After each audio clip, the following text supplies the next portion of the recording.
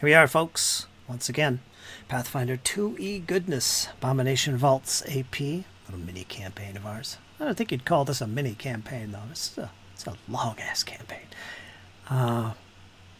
Episode 107. We're making good time here.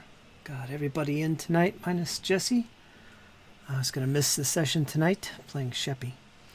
And we've got a new character about to arrive. One of the last we'll see of the new characters as we reach the conclusion to this thing. We're getting close to reaching the conclusion. So let's jump into this and introduce our players. Let's start with Kyle and give us a little bit of hints as to the new character you're going to be playing tonight. Go for it.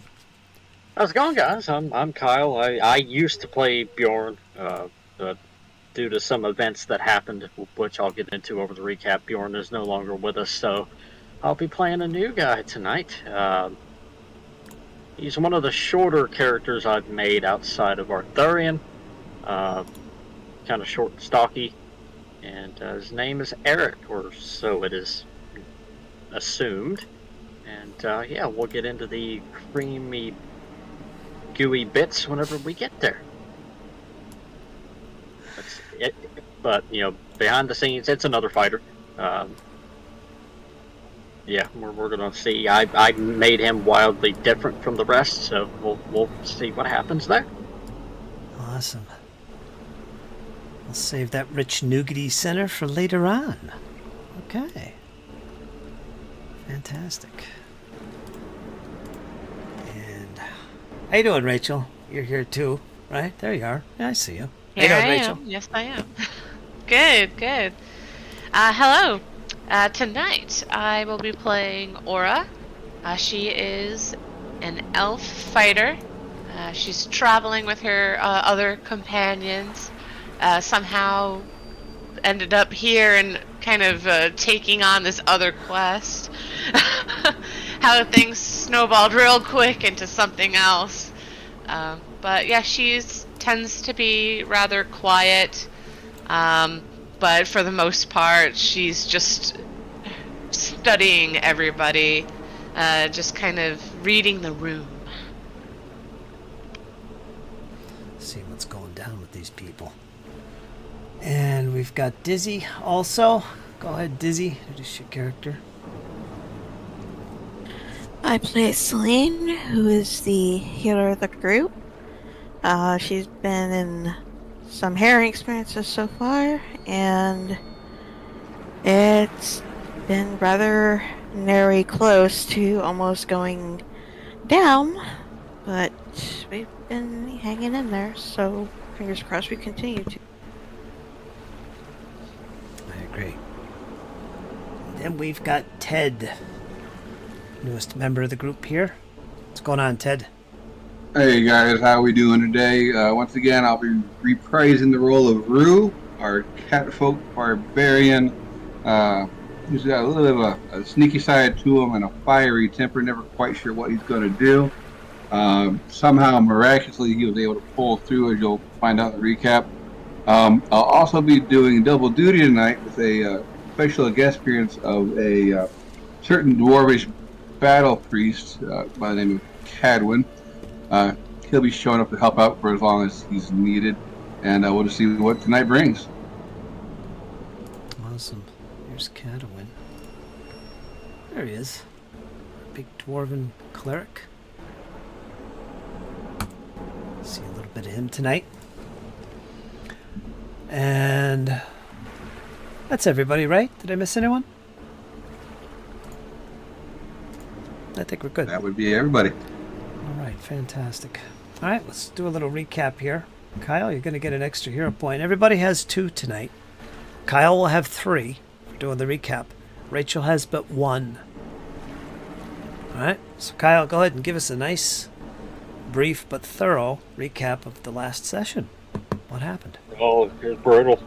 We kind of started out kind of right where we left off at a sealed door.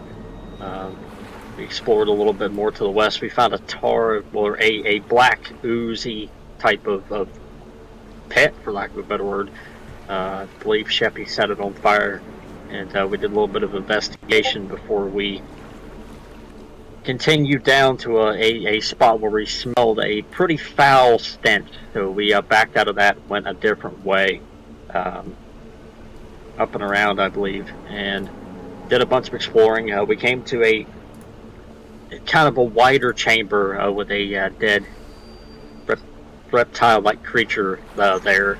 And we continued on past it for the time being, and we came around the other side and found out that it's a giant circle in there, and it brought us back around to where we previously were, where an Orion had died, where we met another image of Belcora came out and kind of fought us, where we fought that ostrich Fae. Don't know what the creature was, so I call it a Fae ostrich. And so we then decided we were going to go back and see if we can poke around this deceased reptilian creature. And it was just then that everything kind of fell apart. Bursting through the wall was, for lack of a better word, a giant naked mole rat, and pretty large combat ensued. I think we were all pretty beat up and wounded whenever we started the engagement, but it was pretty much fast and loose. Creature was all over us. We were doing some hits, we were dishing out some damage and laying a smackdown, but just wasn't quite good enough. Bjorn went down, Rue got pushed back, Sheppy and Celine had to fall back to the edge of the chamber. Sheppy got Bjorn up, Bjorn re-engaged and then went down again. Then I believe Rue went down after that. Then it converged and kind of ran over to Celine and Sheppy, and Celine took a pretty nasty shot. Sheppy took an absolutely vicious claw that dropped him where he was, so Celine didn't have any other option but grab the goblin and quite literally run for her life. So she ran to an area where we found before was a kind of a tight squeeze to get into, but it was a freshwater kind of stream running in there. It's kind of the first place we could get to out of the beaten path. So they held up in there for a minute. She was able to attend to Sheppy's wounds, and then they went back out searching for the rest. Well, in the meantime, creature kind of left Rue where he was and dragged Bjorn off down a hallway, presumably to be consumed. So they found Rue, brought him back, and then everybody decided they were going to settle into sleep for the night, and the creature made an appearance. Sheppy threw out some scorching rays at it, kind of drove it away, kind of that proverbial smack on the snout, if you will, and they were getting settled back in when footsteps were heard coming up the corridor, and I believe that's where we left it. It was. Very good, Cal. All right.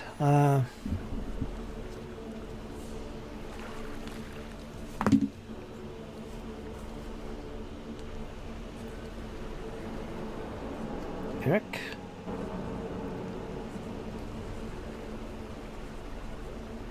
Kedwin.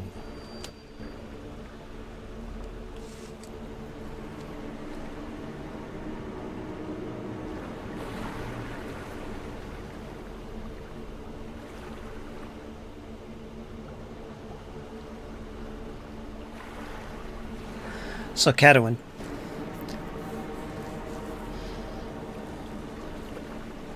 Yeah. Your thoughts go back. You remember the desperate battle under the water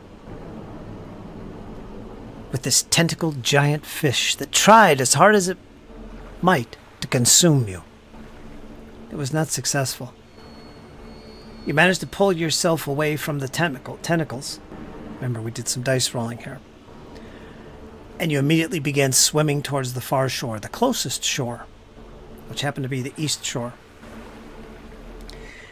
As you were reaching close to that shore, maybe about 5 feet from it, in fact, you felt your leg being wrapped by one of those tentacles once again.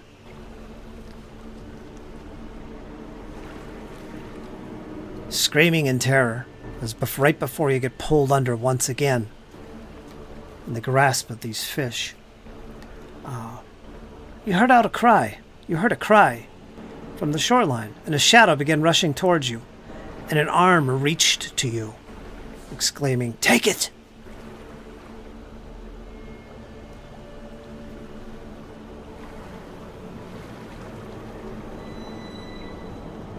You remember the pressure closing in on your hand before you started to black out.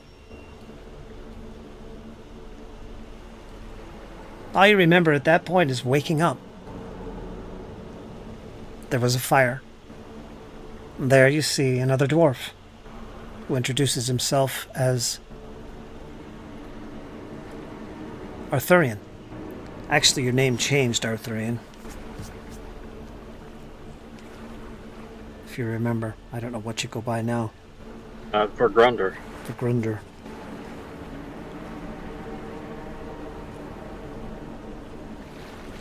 And it was there that you also met another individual. A very tall, broad, youthful-looking individual who introduced himself as Valifor.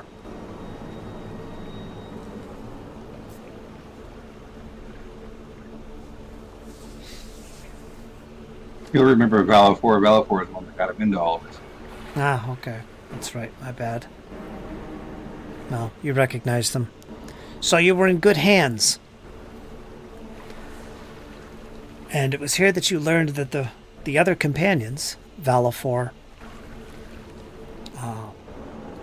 at one point Bjorn, and this dwarf, were still on an upper level. They were a little bit lower now from where you last seen them, Cadwin. But you learned about their exploits, and basically they've been holding the fort down up above where the Caligny cultists were hanging out, and may have found some clues about certain things that you don't know about. We'll get into that once these new characters come back around.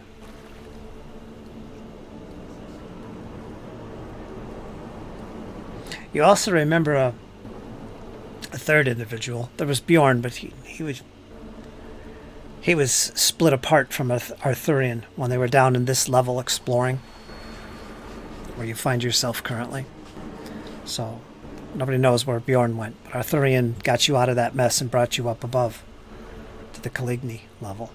There was also another individual, although you couldn't make that one out, remaining in the shadows, but there was somebody else there. You didn't ask.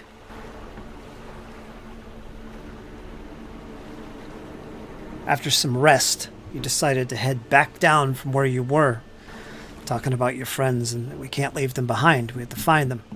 And Arthurian decided to go with you, also in search of his friends as well as Bjorn.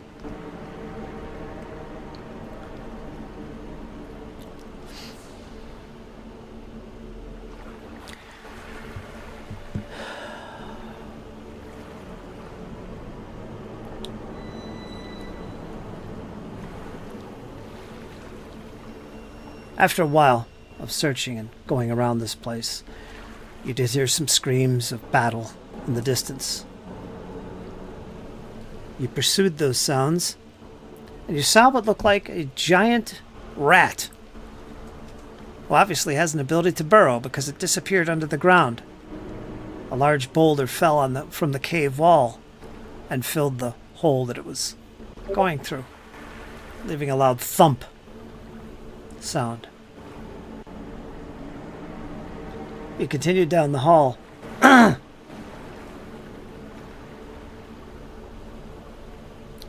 this is where you find yourself now. Hearing strange sounds and seeing shadows, maybe 15 foot up this little corridor. You make out some voices. Somebody has a good perception. Because I remember we did some stealth rolls here. So evidently it didn't work out for you, Dizzy. And this is where we're going to pick up. So you guys, pretty much where you're positioned right now, only you're hugging the west wall here, kind of having cover. You're peering up this corridor where it looks like there was fungus clinging to the walls and it's all been mashed down, and You're peeking inside and you see there's like this little small barricade of stone and fungus roots all built up a little bit. It's very narrow right where this little barricade is. But it wouldn't stop you. You have your weapons drawn. You're peering in. What do? Eric? You have a torch lit, by the way. Light spell on my shield. Oh, you and the light spell. Okay. Yes, it's damn useful. Turn on your light. I'll get rid of the torch. I don't know why we bothered buying any. The light is on. Okay. Cadwin, you don't need it. But Eric would look through this cascade, kind of like a barricade almost, and he'd begin to slowly kind of push his way through till he could kind of see the entire chamber. Seeing people in there, he'd kind of hold his hands up. Well, his one hand up. Calm down, I mean no harm. You might be the people we're looking for.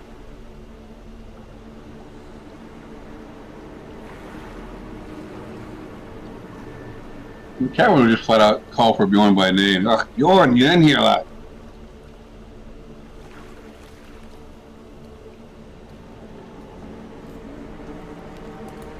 So, Aura, you've been kind of silent in the back shadows there.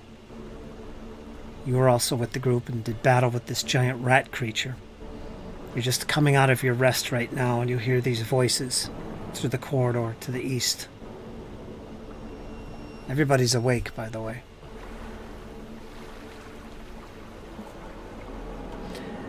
And Celine, I'm going to put your torch out, because I don't think you had that on.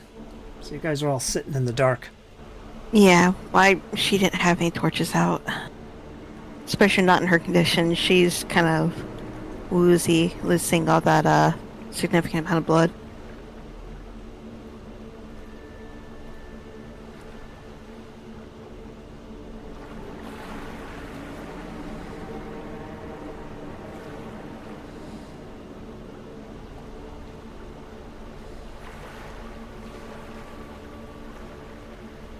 How do you respond?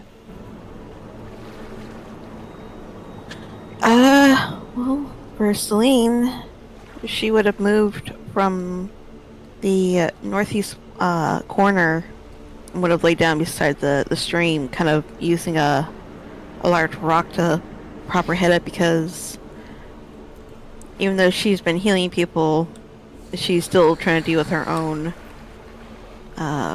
wounds, so she's kind of feeling a little groggy, kind of still laying down, trying to recover. So you hear these voices coming down the corridor. How do you reply to it?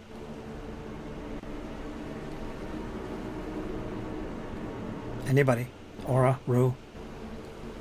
At the sound of the dwarf's voice, which they've heard before when they first came to this area, Rue's ears would kind of twitch, and he tilt his head and look at Aura and Celine. That can't be him. You saw him get pulled under. Do you remember? Certainly he was a goner. I know just who you're talking about. That sounds very familiar. And he's calling for Bjorn. Bjorn didn't make it.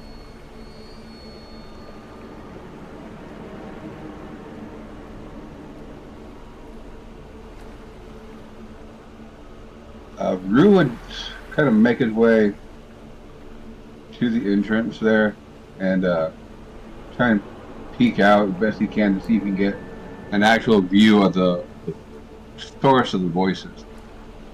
Yeah, you would see Eric kind of pushing his way through, kind of slow.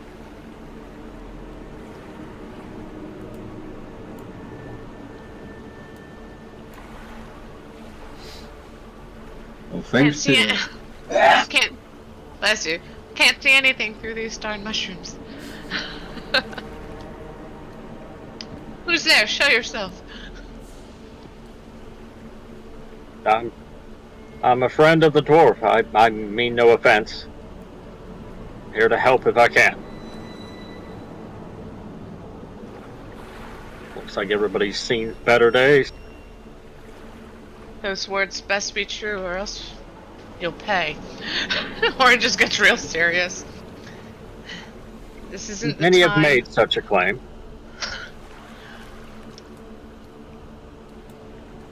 But yeah, Eric will kind of push his way in there.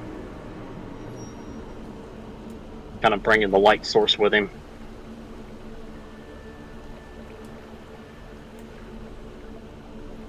We freed your dwarf from the water down below.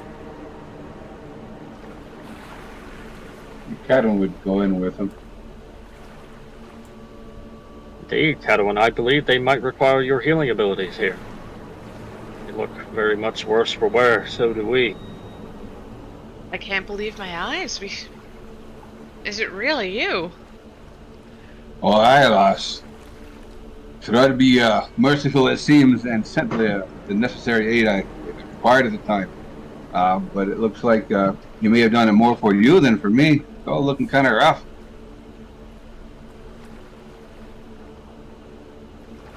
Seems like a place like this will do that to a person.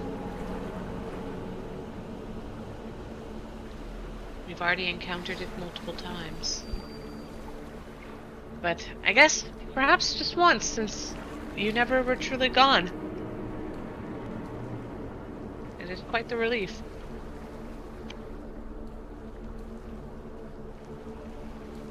Cadwin will go ahead and do a 3-round cast on heal spell. To kind of get everybody, since everybody's looking kind of beat up and bruised. And do what he can to help everybody out. Yes, seeing the situation, Eric would actually sheath his sword, and what you would see would be kind of a decently tall, stocky individual, blonde hair, blue eyes. The armor looks very well worn. He's got a fuller kind of beard, but you can see splotches where the beard grown over some scars across his face, cheeks, chin. But more importantly is his armament. You would see very unusual for these type of tight confined spaces. You would see a very large tower shield literally strapped onto his left arm as he kind of rested on the ground as everybody kind of talks. Seems you lot have had quite a fight. Mind telling me what the situation is?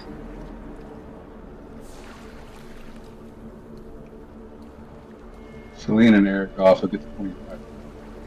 Got it. Thank you.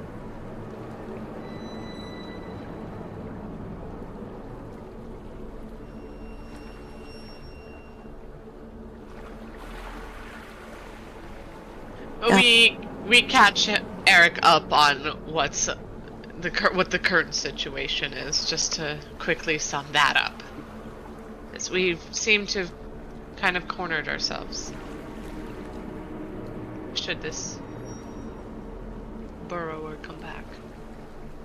Seems we might need to go hunting yet. From what I understand, these lenses can be quite fickle. Hunting, you say? And she seems to like perk up, like, Indeed. brings me back. I imagine it would. Forgive me, my lady. He kind of formally bows. I'm Sir Eric Dane of Lastwell. A pleasure.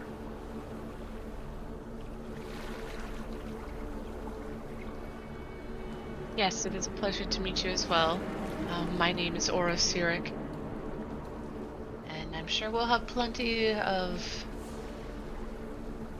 opportunity to, test each other in battle. I enjoy seeing another sword. You have a sword, right? You described it as a sword.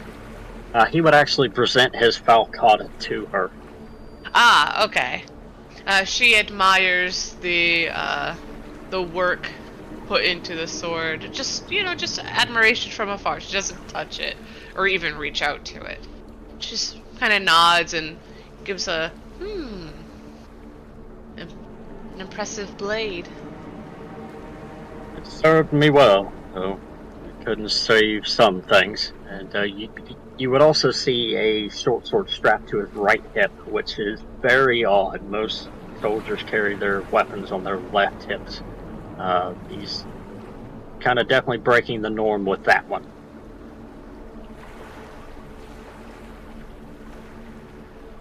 And Roman.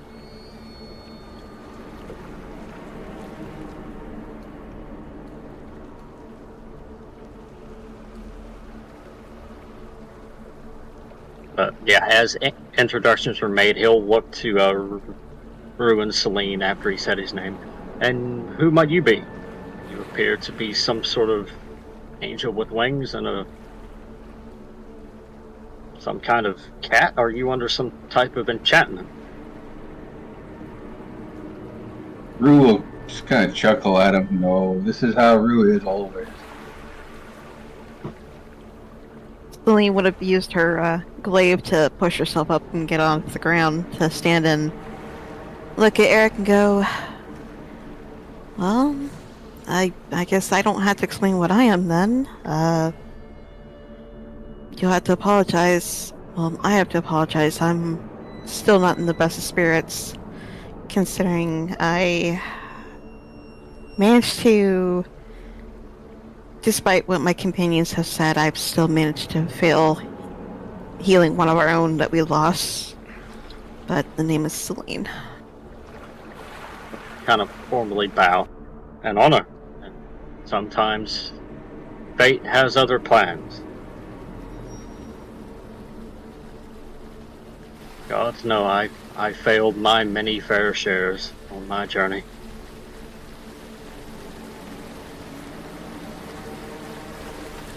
Adam would kind of sit there and look at her and look to the others that were with her and... Alas, you say you failed, but I'm sure these others wouldn't all be here if you did. We're all bound to lose one sooner or later. Can't save them all, despite how hard we try. You did well. Don't forget that. Second that. Such things are just combat.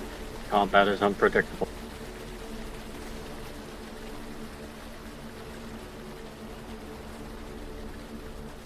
Cadwin would also look to Celine and ask if he could treat her wounds further, because she looked like she's still not doing the best. He would attempt to do treat wounds on her. Celine would let him. Assurance. So, alright.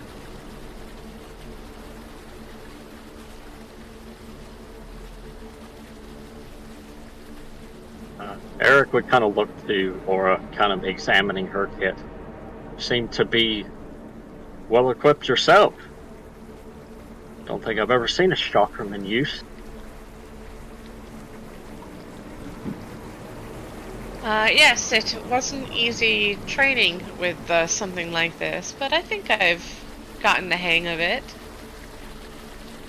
I've not used one outside of the War Academy of Vigil. Solid weapon. They are, but I find being specialized in more than one type of weapon is a key to a well-rounded fighter. Indeed. So, unfortunately, I did not have much time to gather provisions on my journey here. My homeland was lost.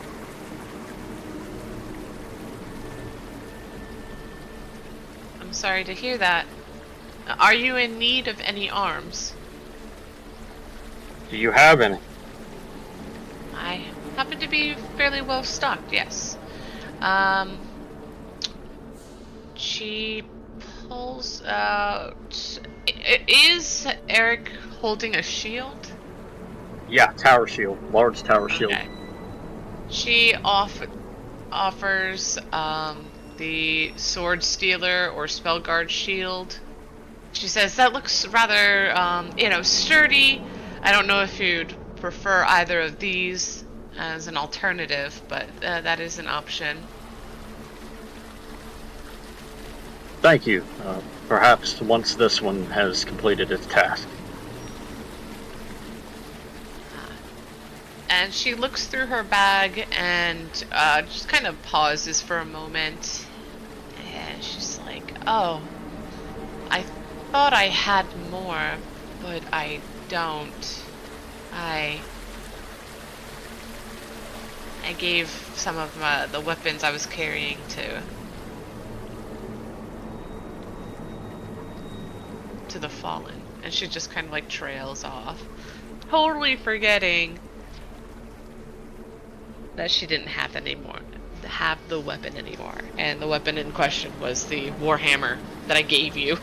Yeah. But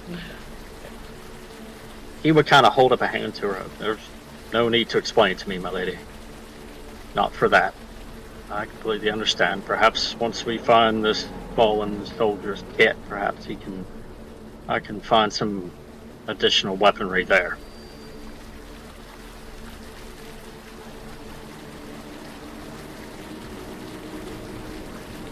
yes, of course.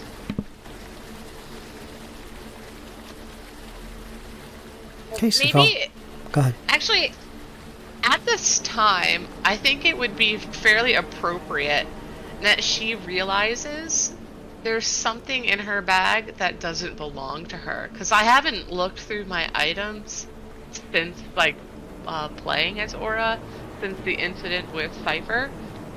So as Aura is sifting through her bag, looking for, like, a weapon to give Eric, she holds out this pouch. She goes, odd. I don't remember owning such a pouch.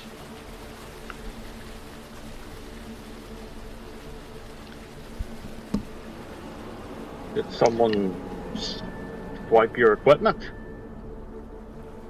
She looks through her items again, and she's like, now that you mention, I'm missing. This isn't mine, but I have one very similar, and that is missing, and I have this one instead. And she's gonna open the pouch. Naturally, you know, you're curious, like, this isn't mine. Ooh, but what's in it? Oh my, we've opened Pandora's box now.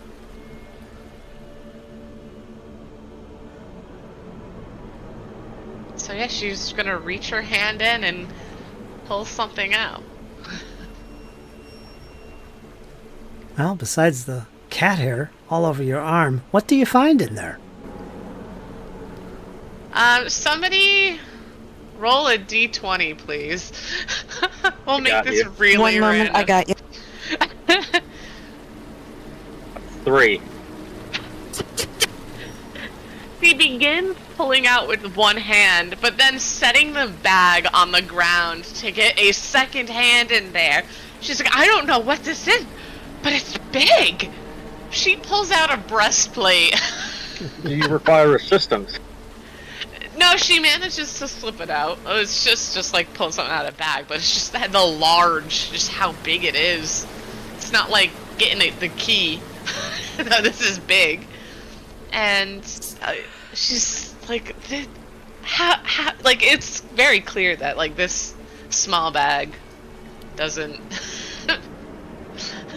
it doesn't, like, make sense. And Doesn't match up. Aura, it doesn't match up, and Aura's just kind of confused and puzzled. And she's like, this isn't my breastplate. Celine's just looking at her like, how did you fit that thing in that bag? I don't know, but some type of magic, indeed. She's gonna reach in there and pull something else out. Someone give me another roll. I got Hang on. I like the randomness of this. Alright, let's go. What you got? Catwoman just kind of looks at the bag curiously. Looks familiar, but he's not quite sure. She's pulling out a red potion, but it doesn't look like the healer's potions that we have. And she's just like, she uncorks it and sniffs it and sets it away and corks it back up. Still confused. I have no clue what this is. May I look at it? Absolutely. She hands it over to you. Celine's gonna take it from after it's handed to her, and she's gonna start looking it over.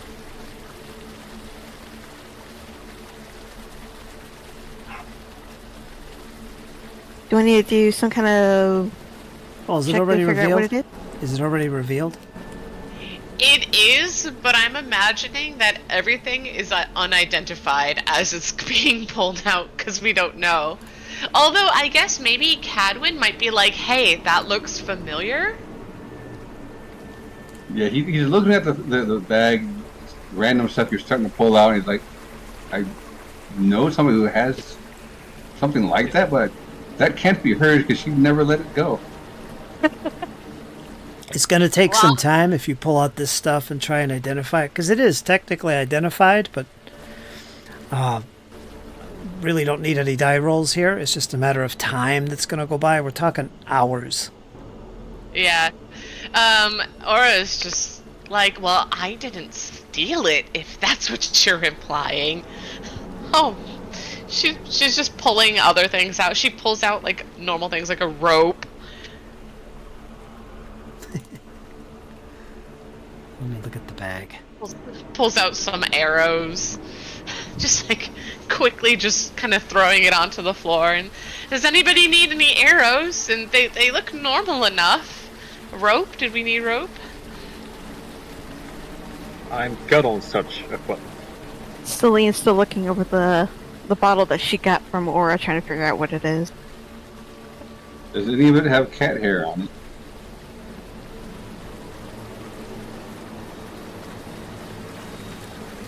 I imagine everything I'm pulling out does. Does somebody spill a bag of catnip down there and it's attracted the rodents of the vault, it would seem. How many hours do you want to spend doing this? About an hour? It'll take a few to do everything. You got a ton of stuff. There's a ton of stuff in there. Ugh, Ross, I believe I know whose it was, and cat hair just kind of give it away. It belonged to a companion of mine by the name of Cypher. How you would have gotten it is beyond me. I'm sure there's quite the haul in there. We may not want to take the time here to look through it. Especially if you guys are holed up here expecting something. Indeed, plus we have to hunt a rather large rat.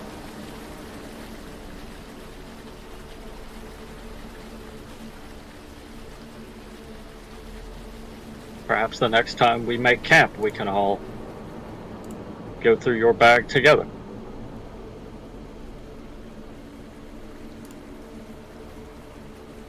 Celine's just comparing the color of the cat fur to Ruse, looking back at the fur on her hand. She goes, "That's definitely not his."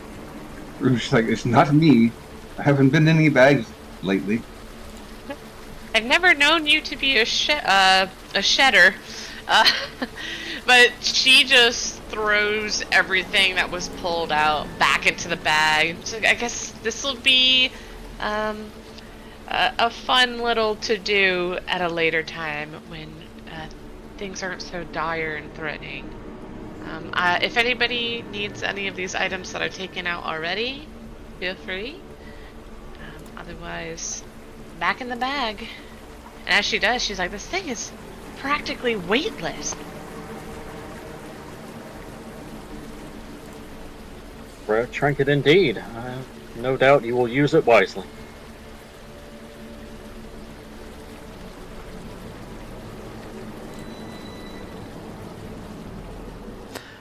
Alright, so if you look in your bag, you'll see some of the things I mystified.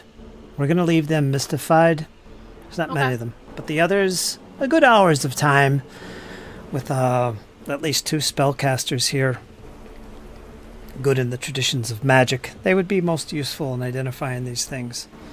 So, most of this stuff, the mundane stuff especially, is easily identifiable. Anything else that's mystified, well, it's mystified. You'll have to spend some more time looking at them. But that's a good hour's worth of time that just went by. Now it's time to roll a die. Actually, 4 of them.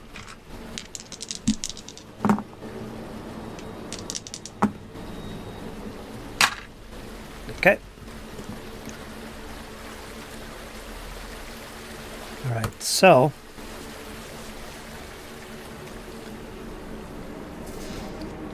you last woke up at 6:19 a.m. It's currently 7:19. So you spent a good hour talking and looking at stuff, getting acquainted, seeing what's going on, forming a new alliance, as it were. One thing that's interesting is that outside of Cadouin, you guys really don't know the details of what is happening here. Something about a Belcora. Especially you, Aura, and Rue, and Celine. You don't know anything about this place called Otari. You don't know who Belcora is. You've heard rumors, whatever. She's some nasty witch or something, whatever. Big deal. You saw her, fought against her, and realized, hey, this is pretty nasty stuff. Could be ritual wards here at play. That's up for you guys to figure out why you're here with that information in mind.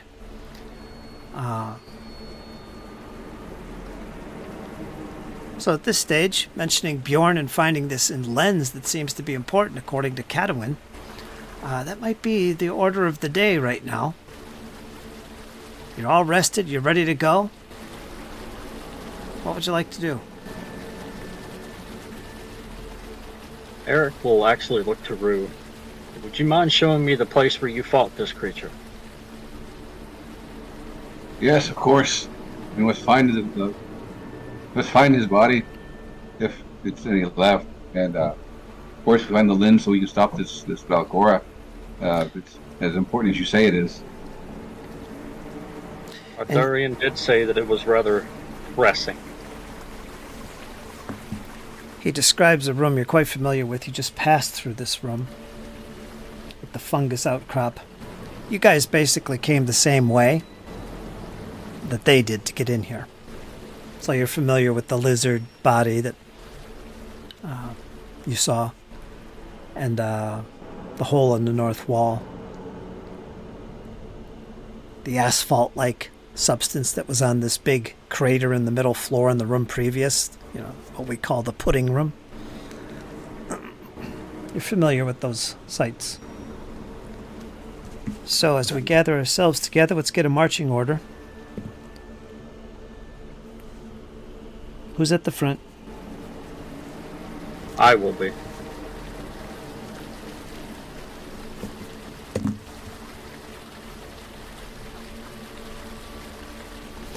Next I have... Go ahead. I say Rue will be sneaking in the rear. Okay. Aura, I have you behind Eric. And Celine, I have you behind Aura. Is that okay? Works for me.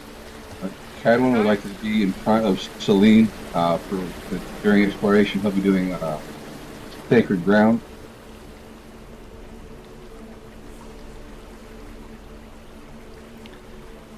Eric? I'm fine with that. Eric will be defending. The dwarf isn't going to be here very long. So let's go to Eric. I need your perception modifier. Plus 17. Nice. Same as Celine and Aura. All right. Exploration activities. What about you, Eric? What's your activity? Defend. Defend? Okay. Makes sense.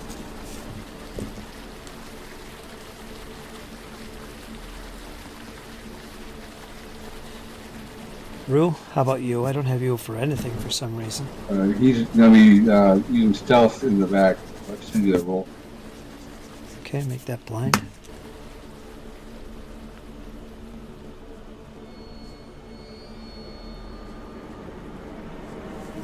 So what that means is I'll use your stealth roll against any perception DCs of things that can watch you or see you. You'll get a stealth. Also, if you have an encounter, you get to roll as an option a stealth for your initiative, if you want. There's also a chance you start hiding, since you're already using stealth.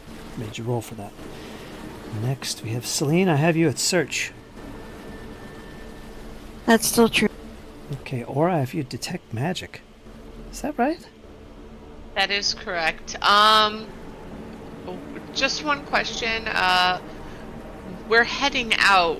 What were we heading out to do again? Recover Gonna go Bjorn and the invest Lynx. the. Yeah, gonna go look at the hole the naked mole rat came through. Okay, did we need somebody to track? As their exploration? Or is it like very clear we know where we're going? But we know where the hole's at, but from there, it's kind of a where does it go and what's it doing? Yeah. Alright, well, I'll just do it anyways, so that way by the time we get there, we may or may not have like an advantage. So I will track.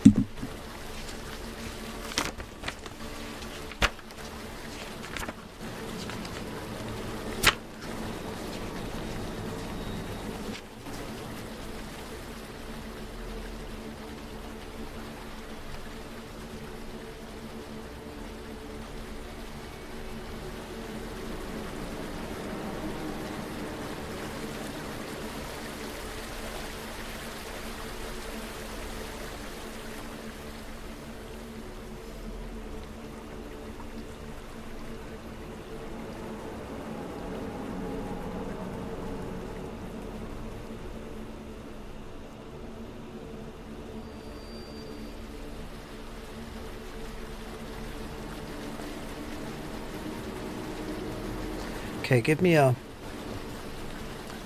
blind survival roll.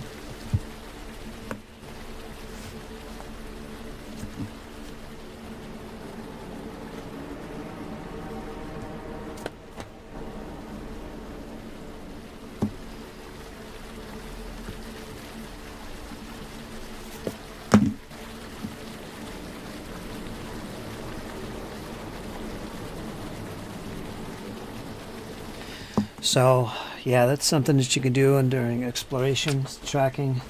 It's described in the skill description itself. Basically, you make that roll, or I make the roll. Or no, you'd make the roll every hour. And I use that against anything that you come upon that can be detected. So you're keeping your eyes open for tracks. I will say that once you get out of the opening of this cave, you do pick up on all kinds of tracks, including the booted prints of the dwarf and the human that just arrived. But every once in a while, you see what looks like a large footpad shape. Very large. Similar to what the giant burrowing rat's feet were like. You were there, so you've seen the creature. Okay? So you can pick up on that and continue to follow. And we'll go from there in a second. Alright, are we all good? Got our marching order? Actions? Okay. Now, Cadwin, you're going to part ways with the group as soon as you get outside the cave. Taking great notice of this little alcove where there's a nice flowing river. Mentioning, this would make a good camp indeed. They've obviously camped here. So you're making a mental note of this place, keeping it to yourself. And you're going to depart. I'm not even putting you in shadow mode. I'm going to have you depart. Well, you can't go that way, can you? Let me see here. If possible, he would give it the 10 minutes needed for the prayer so they can at least a little bit more healing in. 29 more points, but every little bit counts. 9 points? Okay, after 10 minutes, he was going to do the sacred ground for the exploration. It takes 10 minutes for prayer. Anybody within the 30-foot radius gets 9 points back. Do you want to take the time to do that? He would ask. He would do that to make sure that he helped them out as much as he could before leaving. Are you guys up for that? Game for that. Okay.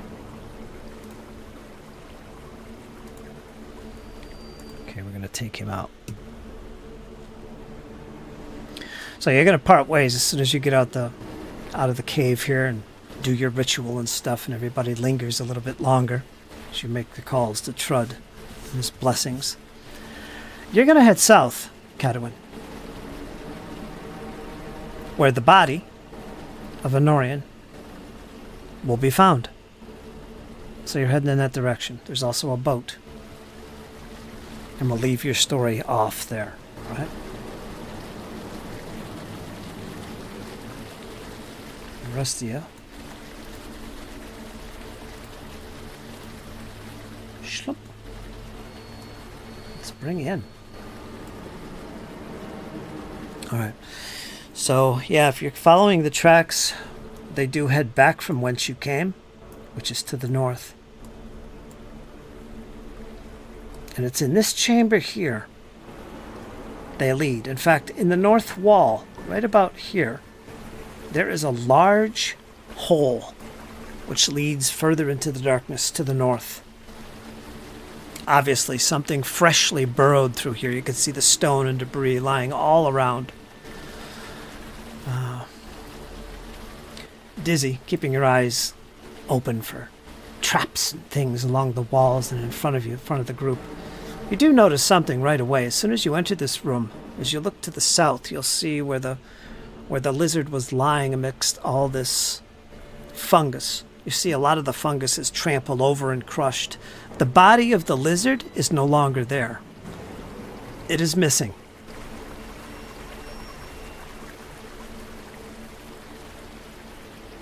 Sling's instantly going to pass that information along. You all notice They this. came back from a snack.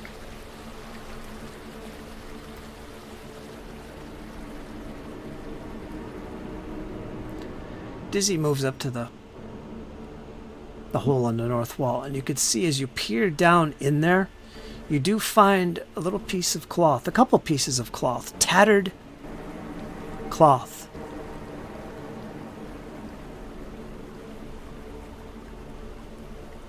Which you identify as that worn by Bjorn.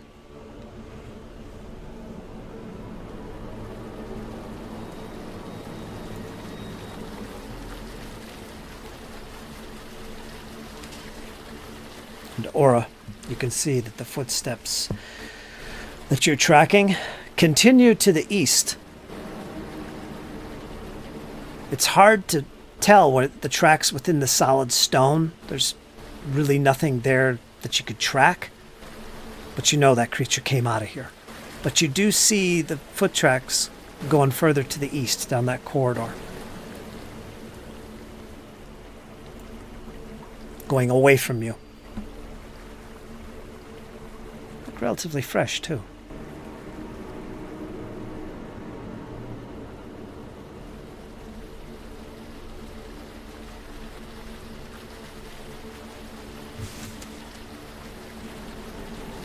Now, Rue, since this is all lit, bright light within 20 feet of Eric, I'm going to assume that you're actually beyond 20 feet so that you got some shadows to hide. Yeah, he stayed back in the dimly lit, shadowed area. He'll stay back private.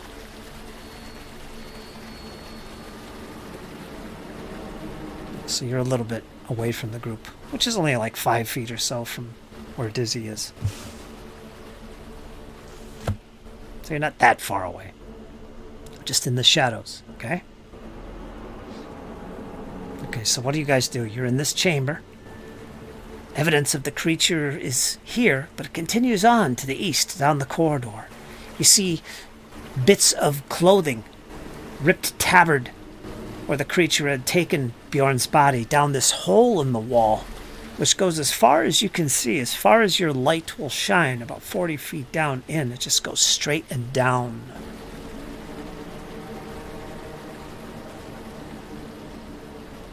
Eric will draw his falcon and kind of look to Aura. I'll follow your lead. Nothing will harm you. Okay, you step in to this round, maybe 8 foot around, burrowed rock. And you could see where the claw marks were just pulling away the stone and ripping at the stone like it was butter. Just cutting right through. Let me think.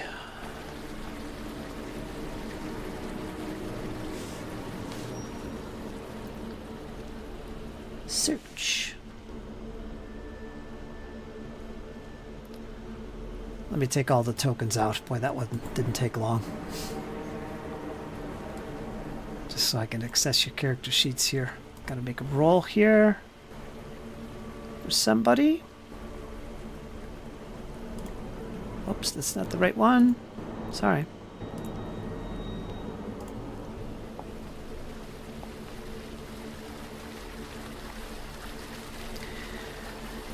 Dizzy, you also notice, looking at these claw marks, they're obviously claw marks from the creature. They look familiar. You've seen these claw marks before, almost identical. And you remember, in the previous rooms to the east, there was one room that had like a black substance, a gooey substance in this crater. Whatever it was inert. There was nothing about it. But Sheppy noticed something above. He noticed that there was these deep claw marks, exactly like the ones you see here, and a few splats of that goo around, as if something was attacked on the ceiling. You recognize the same claw marks.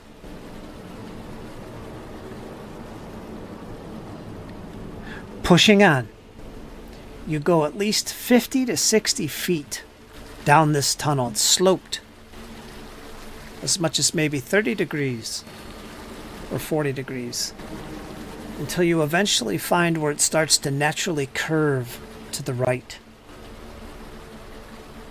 And it opens up into this large, cavernous, cave. It's about 20, 30 feet around. Very crude. And there's a couple different exits. One directly across from you to the east, one further to the north. Just as big around as the corridor you're traveling through right now. This creature was burrowing, and it looks like in this spot here is where it took the body. Bjorn. You see scattered on the floor bloodstains, ripped torn flesh, half gnawed on bones, ripped tabard, the tabard of which Bjorn himself wore. His armor destroyed, scattered in pieces across the room. You find a backpack, torn, its contents destroyed, most of it.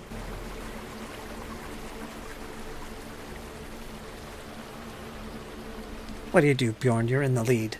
Aura, you're close by, paying attention for tracks. I thought Aura was paying attention for tracks. Aura is paying attention to tracks. She's right next to you. Okay, then Eric will kind of thing the backpacker, will kind of head over and kneel down and begin rummaging through anything that he can, and that is in his mind still usable. Okay, let me go through. But mainly he's looking for the lens. Let me go quickly to Bjorn.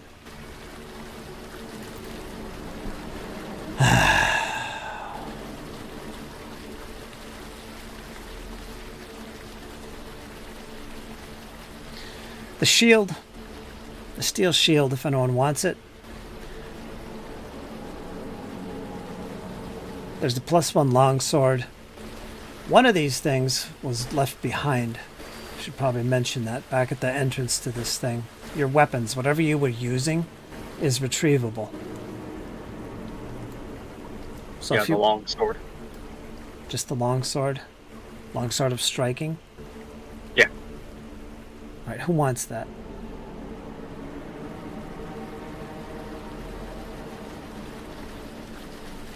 That Feel seems free- got a glaze. Yeah. Feel free to take whatever you find, Eric. He'll motion to the other sword that he has. I already have a blade. Thank you. Well, then perhaps we'll salvage it, and I'll hold on to it. All right, Kyle, go to Bjorn's character sheet. It's in the RIP folder. Look in there, open up his inventory, and before you go dragging anything out of there, I already gave you the important thing, which we'll get to. But anything else, ask me if you want to have it, and I'll tell you if it's available. The +1 striking warhammer that's in the backpack. Yeah, that's what I was looking for earlier. That you can retrieve. That's in the backpack. It survived. You could take that. That's all I need. There's a key.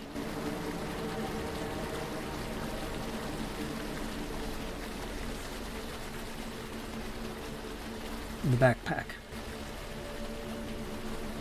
Yeah, I'll take the simple iron key.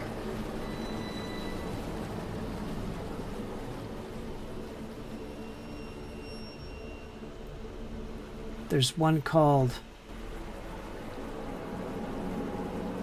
Asvel Vagander's key. It's in your backpack. Yep, got it. You got some rations and other little things which have been destroyed. Gauntlet is destroyed. Buckler destroyed. Everything else in the backpack is destroyed. There is coins. If you want to take his coins, you could do so. 8 silver pieces, 276 gold pieces. Oof. Oh yeah, I'm taking that. That's payday. All right, you can retrieve that. It's going to take some time retrieving all this. There's a rune stone.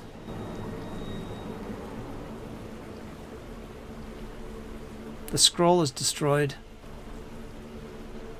but the rune stone is available. It's under consumables. Got it. Bracers are destroyed. Spellbook is destroyed. The armor, the chainmail, is usable.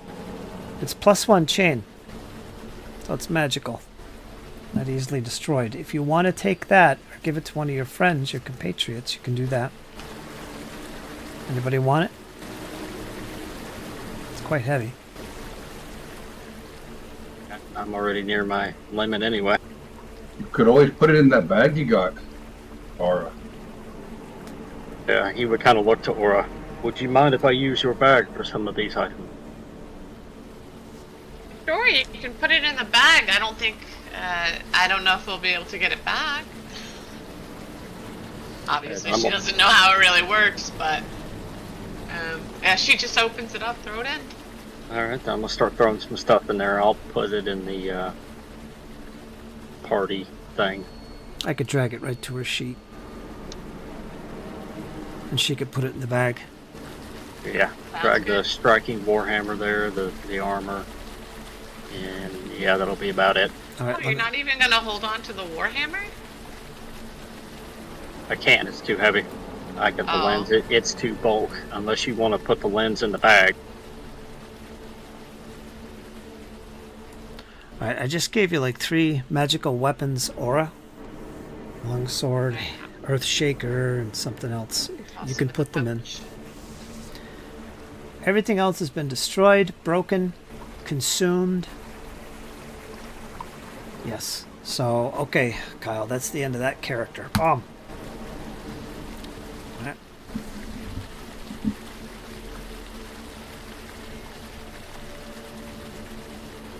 He'll actually also drop the lens into her bag, just to free him up a little bit.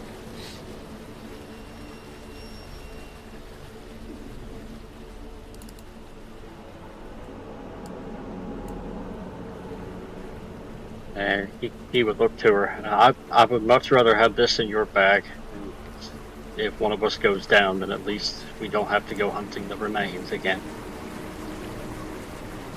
That's yet to be identified, but you do recognize it. That is the lens you found before. Amber lens.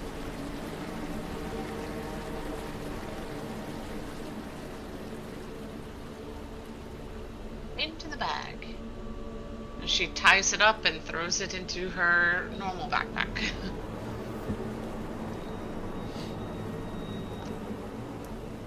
All right. That's going to take some time to do. About 20 minutes. Now, so yeah, you're in this 20 to 30 foot around cave. It stinks. It's looked like the creature's been kind of living in here occasionally. There's no nest or anything, but it stinks. It's defecated in the corners. There is an exit to the east and an exit to the north that just goes straight and a little bit down into the darkness. Of course, behind you is the exit.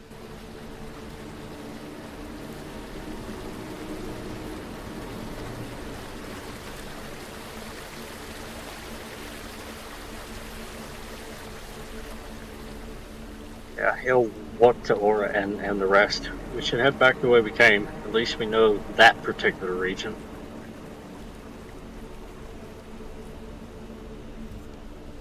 All right, so you turn back. And he'll start climbing back up.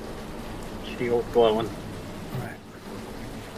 So there really wasn't much body to retrieve, unless you want to grab some pieces of skin and broken bone. There's not much to retrieve. So I don't know how you guys handle that. But you've thoroughly robbed what he had, so you've got it all in your backpacks. If that's good enough, you're all set. You can head back up to the corridor. You guys are terrible. Not much left. There's not much we can do. Well, you do have a cleric present. Yeah, always kind of assumed that she kind of did last rites for him. Yeah, we could always assume a lot of things.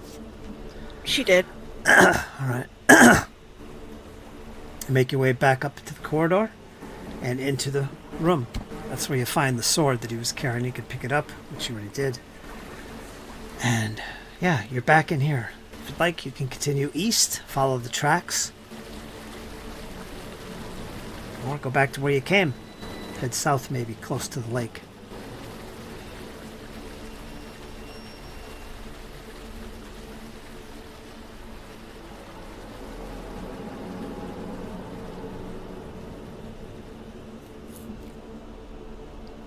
Okay, we'll push on to the east.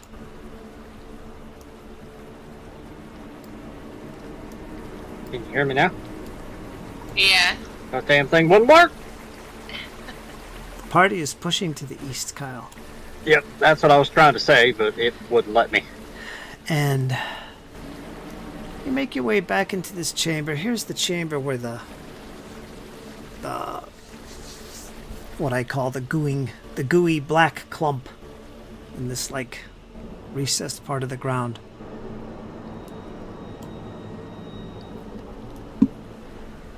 Now, if you keep going east, you're going to get to those double doors. To the south leads to a little island. Fungus Isle.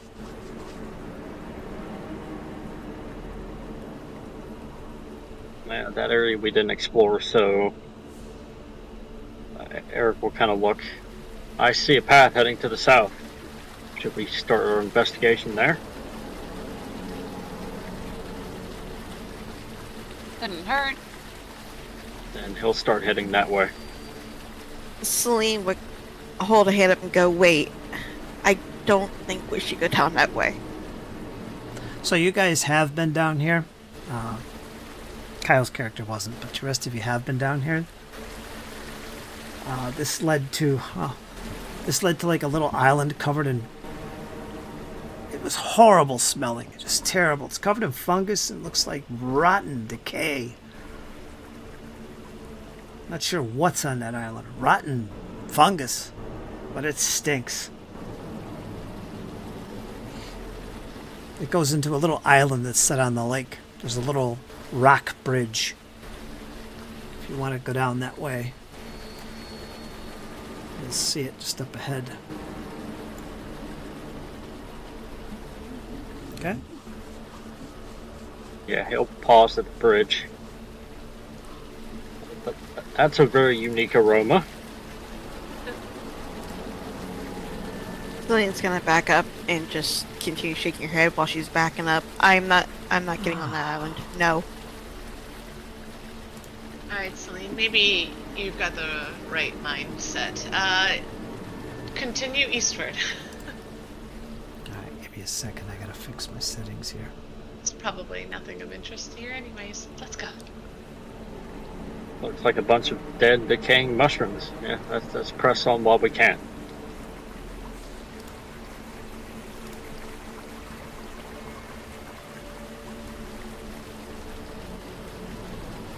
Rue will stick to the shadows.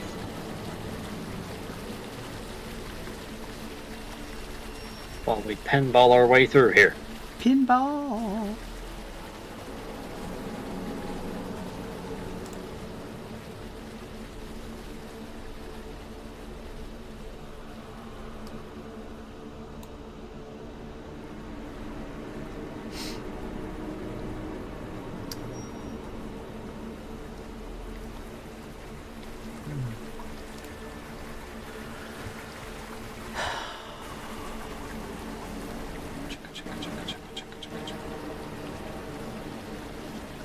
What's a sheet color? Party sheet, loot sheet, NPC sheet, hazard sheet, kingdom sheet, journal sheet. Select original custom. Alright, I'm going to have to change this. Sadly, I can't read my things here.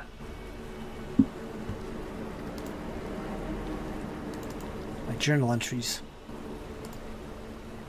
Give me a second, I gotta We fix broke it. Foundry. Yep.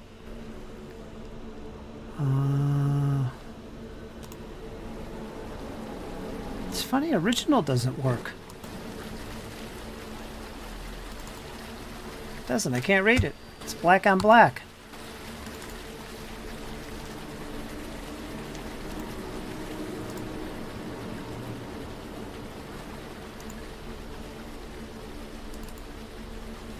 There it is.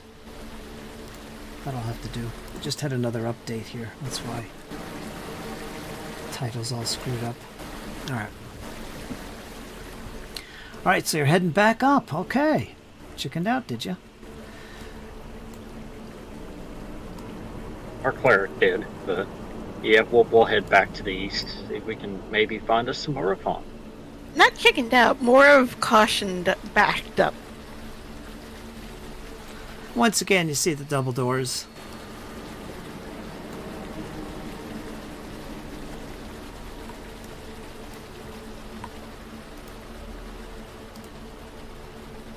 That creature was killed. And of course you passed through here. We had to fight with that nasty looking creature that ambushed you.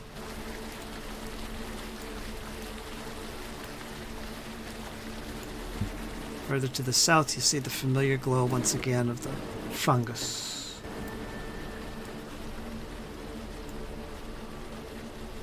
Alright.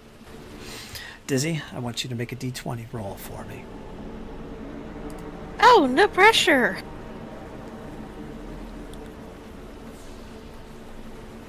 Why do I have a feeling something bad's about to happen? This is a flat check.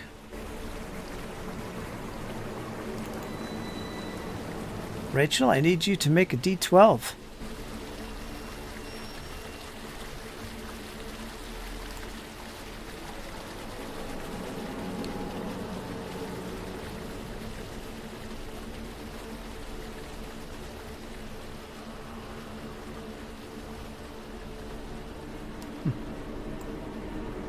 Okay.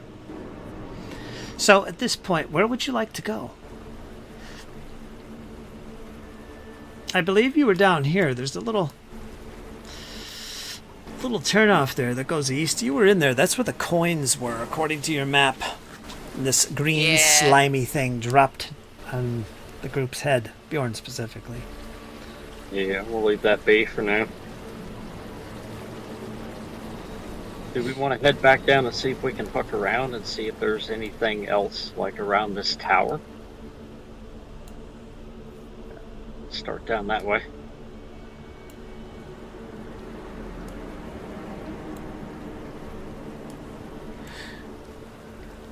This strange tower comes within sight pretty quickly. You can see it.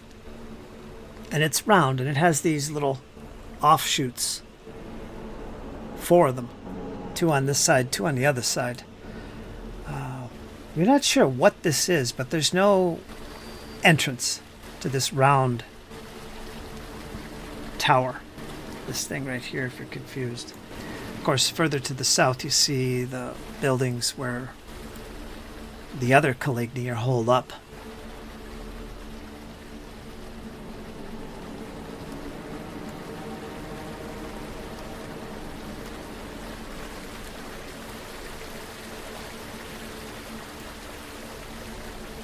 Yeah, he'll keep going down that way, just kind of slow and methodical. Looking for something fresh that he didn't see as he was coming in.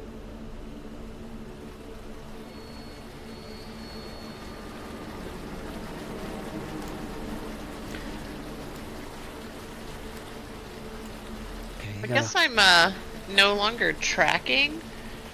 I'll just also switch my exploration to search. Well, if you want to try and pick up on tracks, I will reveal and make some... Or I could have... Well, now I do it. I think I would make the roll for you. For tracking, to see if you pick something up. Like if you come across something where there is something that dwells, and there's a chance of spotting those tracks, you'll have the ability to spot them as you travel around. So if you keep on tracking, you might pick up on something. Right now, the what you were tracking, the giant rat, we'll call him, that one has disappeared. Mm-hmm. I guess I can keep tracking then. Just look for anything that's fresh. Okay. Any new tracks you don't recognize. Exactly. Right. Where to now, Kyle? There is this opening to the east. Big, wide corridor, maybe 30 foot wide. Yeah, that's something fresh that Eric didn't see. He'll kind of motion to it. I don't remember seeing that there. Where does it lead, I wonder? And he'll begin to kind of slowly kind of letting Aura kind of do her tracking thing, kind of slow and methodical, kind of following up behind her. You can see right about there, you can see that the floor itself changes dramatically. And as you get closer, you see that it's actually mud. Thick, heavy mud all through this corridor. A morass of mud sprouting thick fungus and clinging vines, you can see that on the map, makes up the floor of this large cavern. A few boulders protrude here and there in the mud.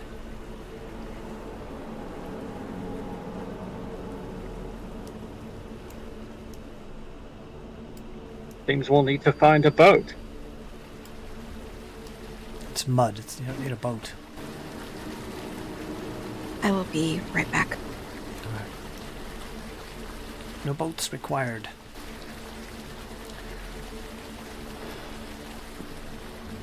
He'll look to Aura. Do you see any fresh tracks around? Has anything been down this way in a long time?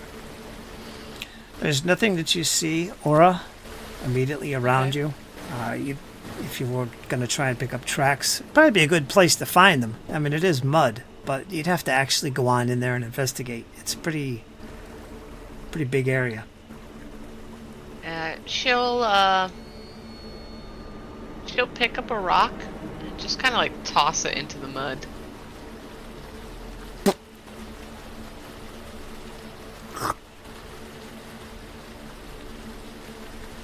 Just disappears. It sinks into the mud. Interesting. Have you found something, or Uh, can't say it's of any importance. Just that it looks like some very unforgiving mud. That poor stone never stood a chance. Eric would kind of go to the edge of the mud and kind of stick his falcata down in it to see how deep it is. You stick your foot in it, it sinks maybe an inch or two from where you're standing.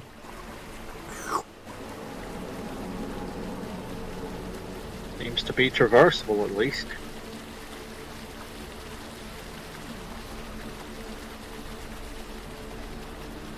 So I do wonder where these lead. Let's find out. Stay behind me. Yeah, I'll begin to slowly make my way, kind of trudging from. His main idea is to kind of trudge from boulder to boulder, kind of solid spot to solid spot if he can. Okay. So Rue will step out of the shadows from this point in the equation that's guarding the rear. But he'll go in there. Why don't we take some of this rope and tie it to each other just in case you need to be pulled out? Indeed, tie it to me, and then I can tie it to this rock. He'll actually begin to lash himself together at that point, kind of holding Anchor up yourself. the rope. Yes. Now, but he'll begin kind of holding up the rope to Aura so she could anchor him after he already anchored it to the rock. All right, so you're tying the rope on one of the rocks? Yes. All right, no thievery check required. We'll assume it's pretty stable. As you make your way from one rock to another, you're all in single file, kind of following along, holding on to this rope. Is that kind of what I'm seeing here? Yeah, kind of going from rock to rock, kind of keeping a close eye out on her footing. Okay.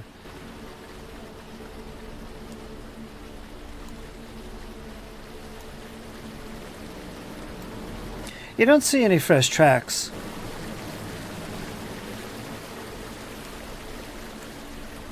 Until you get here, Aura, something stands out. Not only suspicious, but quite menacing. You see what looks like a pair of very deep, recessed claws. Maybe 3-foot claws. They're big, from tip to heel. Right here. To the north. There's a pair of them. like right where. There's a pair of them, Okay. and they're heading away from you. To the northeast. Alright, instantly she warns everybody. There may be danger to the north. I see some fresh tracks. They look deadly. A giant rat, perhaps.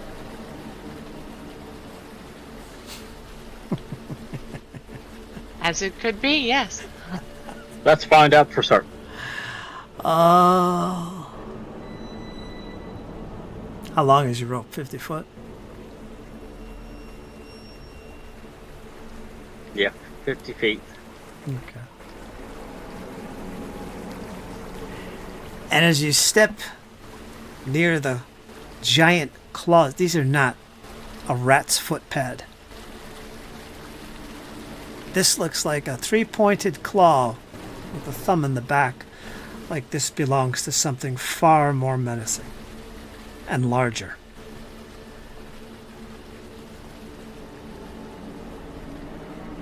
If anyone would like to make a recall knowledge.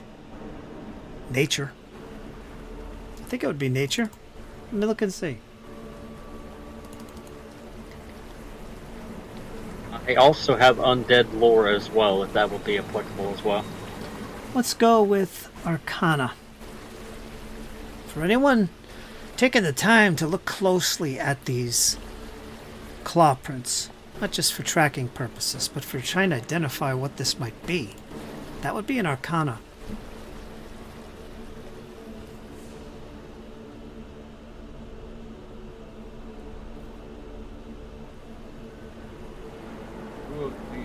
ground as he has no knowledge of anything.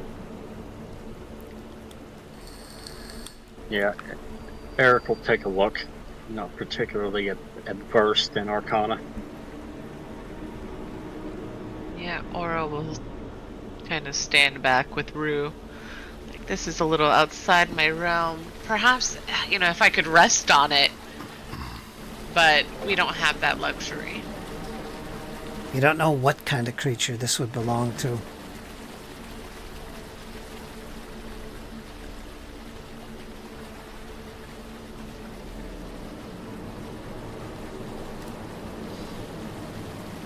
My mind's as fuzzy as yours is, Aura. Perhaps we should head to the east instead and leave this creature to the north alone for now.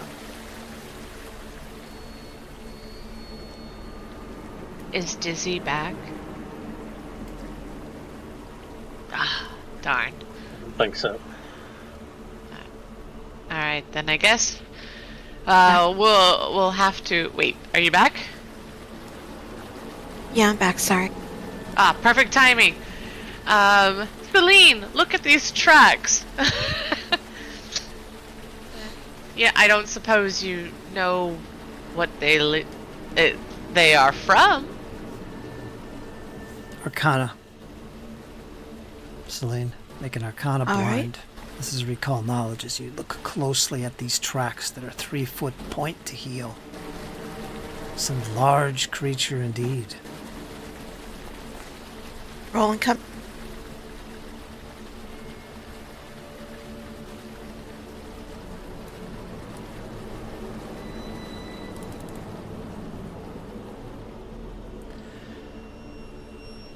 You are clueless. Maybe it's a giant chicken. You're joking. Thanks, Celine. If we get hungry later, we'll take the left. For now, we'll take the right path. Yeah, hearing that, Eric will kind of veer off to the right. Alright, your rope. Step lightly. Your rope from here. Let me see what you're at. 35 feet.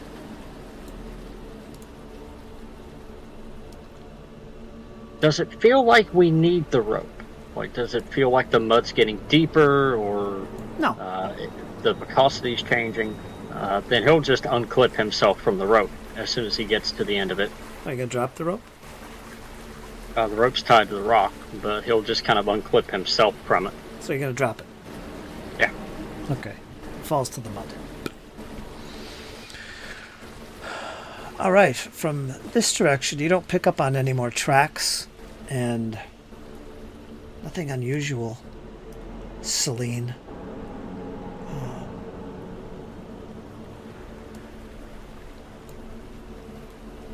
But this corridor narrows to about maybe 10-15 foot wide. It's a comfortable stride, and as you move down it, the rocks become fewer and fewer, and the overgrown vines that are clinging to the ground up and around the rocks and stuff start to dissipate. And as you continue, another 5-10 minutes goes by. The mud begins to harden. No, I'm sorry. I'm thinking of something else. The mud actually gets very wetter and thicker. In fact, you see water coming down the walls. Not just a trickle, but there's actual water kind of coming down on the walls. And it's kind of starting to flood the ground a little bit. So it's not only mud, but it's turning into a small pool the further you go down into this. So tracking is pretty much impossible at this stage. It's dark. You can't see through this water. And it's up to half your shins at this point. Do you continue?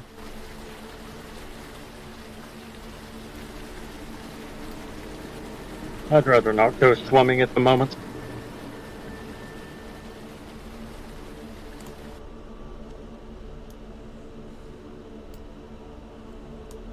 So he'll actually gather everybody up. Okay. Looks like this place is turning into a cavern. Should we continue or back away? I don't know. I kind of want to just take a look around the corner. We can. Seems like we've gone so far, and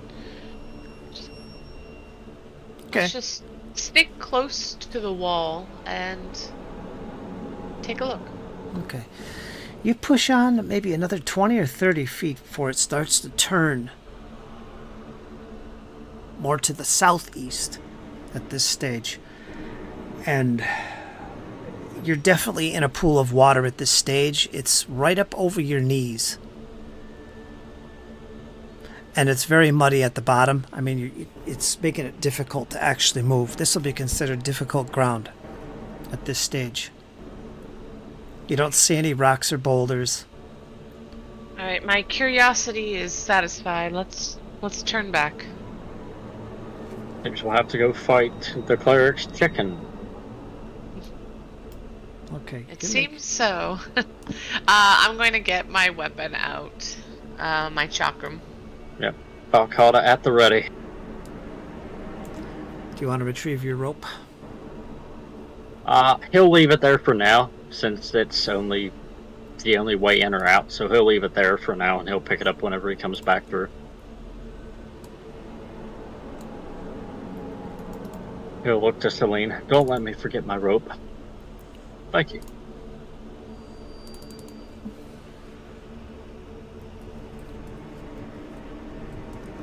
They would not.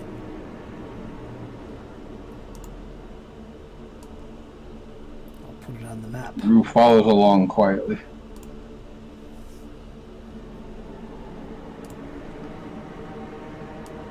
Are you still using stealth? No, he stepped out of stealth, but we mentioned the rope.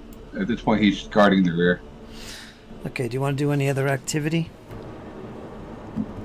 Instead, since you're not doing stealth, you're not doing anything. He's watching. He's guarding the rear. He's watching the rear. So, I know what you mean. What is it called? He's making sure nothing sneaks up behind him. Scouting. Scouting Scouting rear. the rear. Okay. Alright, everybody gets a hero point. If you have max already, you can give it to somebody who doesn't have max, but everybody gets a hero point. I'll give mine to Rachel. Only if you're maxed. Okay? I am maxed. Okay, let's move on. Wait, I thought we were going to the chicken. You're gonna go back all the way around? Okay. No. Before you move us, Oh, you want to go up that way? Okay. what okay. were we doing? Were we going to investigate the tracks, or are we going back down? My I bad. thought we were I thought- going up north. I thought we were going to deal with the chicken. Yeah, okay. Okay. Yeah, that's why I took my weapon out. I'm like, wait, if we're going back down. Alright. Keep your eyes peeled. Bring your forth shield the is chicken. ready. As your feet sink into the mud. Ground gets a little harder here as you get closer to this narrow T intersection, or Y in the road, and it very narrow. It continues on to the east. You hear the trickle of water coming from the east. To the northwest, you can make out solid ground. Which way do you want to go? He'll head for the solid ground. Okay. I'm going to put you right here. He'll As- kind of climb up on there and kind of stomp the mud out of his boots. Okay.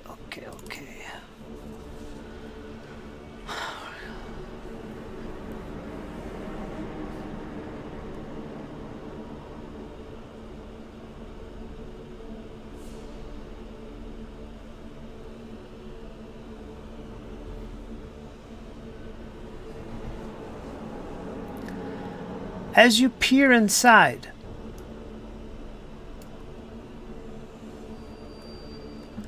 you see this. I'll put you right here so you can see fully. You see what looks like this kind of rectangular shaped room. The first thing you notice is the glint of coin. A large mound of coins lies right here. It's not just coins, but other goodies as well.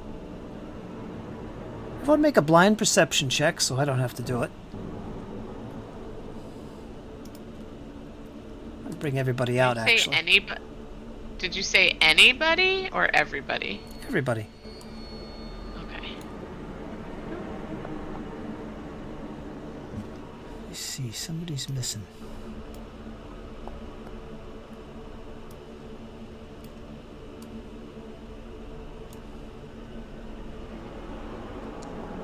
Well, I'm coming.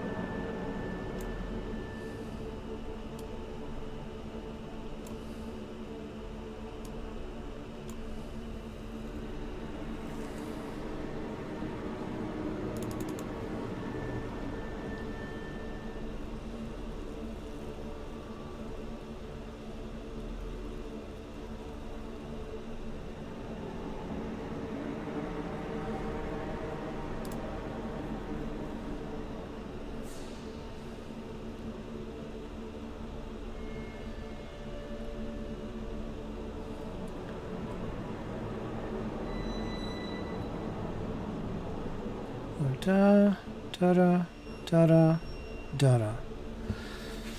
As you step into this chamber, Eric, and your eyes fixate on this big pile of treasure, you notice, and Aura, you see this green drip comes from over the archway of the door and lands right in front of Aura's feet. You all see this drip that immediately begins steaming. You're kind of startled by it. Even you in the back row, you see it and you also hear it. And you instinctively look up. Especially you, Bjorn, you look straight up and there, hovering over the doorway, you see this enormous head. What languages do you speak? Eric? Common, Draconic, and Sackbroth. In Draconic, anybody else that speaks Draconic will also hear this. You hear this hissing noise as this creature begins to speak and pull itself from the wall itself, from which it is almost camouflaged. Its black, scaly skin, its long, elongated head turning towards you, and dripping from its maw you see the green slime as it drips onto the stone, melting it. Ah, you've come to help me decorate my wonderful cave. Would I be true? He says in Draconic to you, Alric, or Eric. Yeah. Eric will kind of motion, kind of like a very faint hushing sound to the rest of them, kind of a, hey, get yourselves ready, I'm going to, try to talk here. And he'll reply back in Draconic. Forgive me, noble creature. We seem to have lost our way. Pardon my forwardness, but what might you be? Make a diplomacy roll. This is gonna be good. As you try and impress it with your chivalric attitude. Is there... Before you even complete a sentence, suddenly you see appearing from its back these large wings, and they rise up into the air and they flap in your direction. Alric, I need you to make a reflex save. As you're hit with this gust of air, make a reflex save. Public or blind? I don't care. I will hero point that.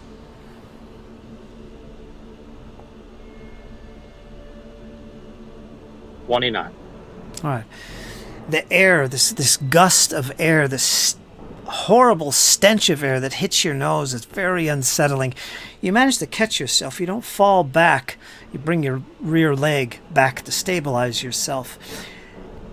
And immediately, it presents itself before you. This large creature. Now I'm going to make him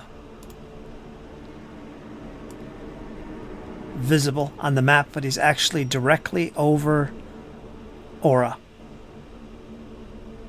Kind of recessed within the stone above. He's standing on the floor above. All right, so this is actually what you see. Ha ha ha ha.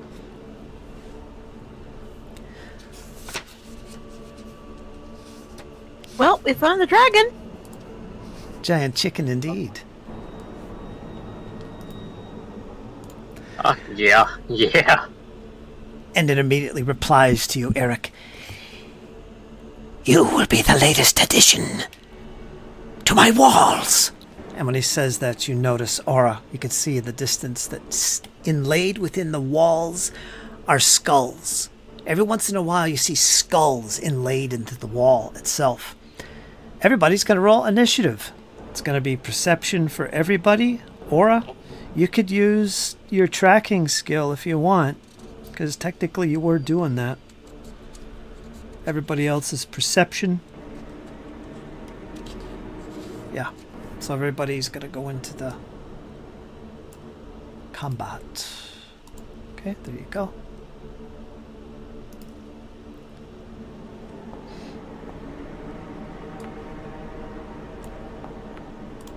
Well, good playing this guy while it lasted. I'm probably going to get maimed again.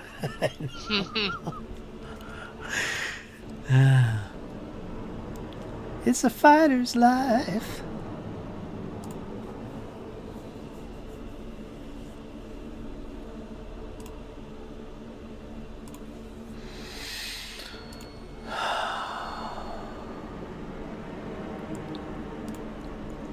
Time is it? All right. Let's do one round and then we'll take a break. Let's see what we can do initially here, right off the bat. Now this dragon is right over the head of Aura. I'm not going to put him there because it just hides all the tokens. Alright, so if you can imagine that. It's right above you. Of course, it's up first. Now the ceiling of this place is a good 20-30 feet, probably about 25. And it lunges and lands right on top of this big pile of treasure here and whips about to face you. Let me look at the notes here.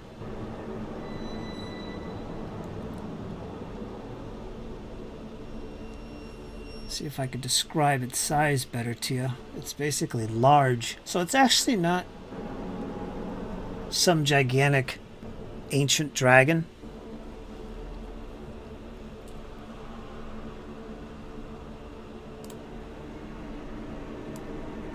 But it's definitely bigger than a horse. It's pretty big. Alright, that's where it lands. And as it whips about to face you, let's see what it does.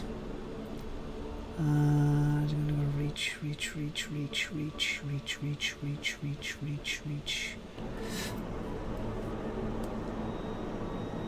And you're 15 feet away.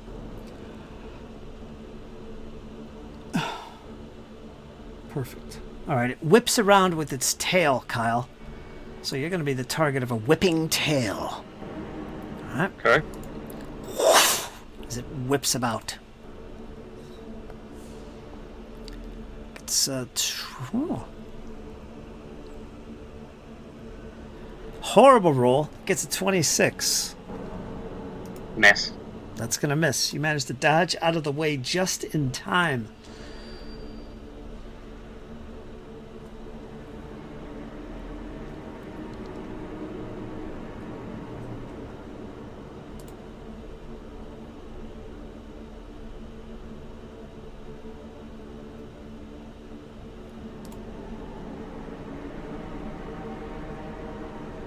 Okay.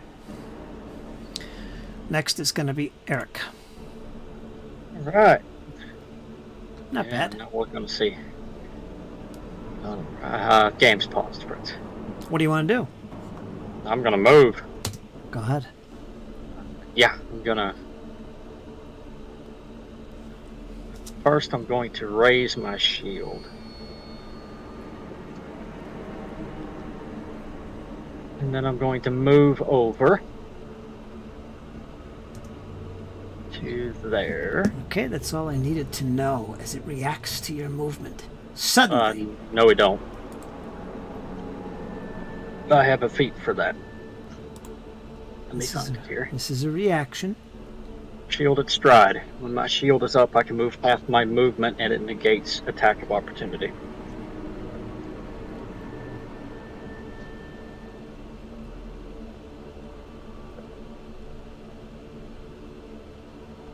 Alright, I spoke too soon. Didn't actually do that. So go ahead, do your move.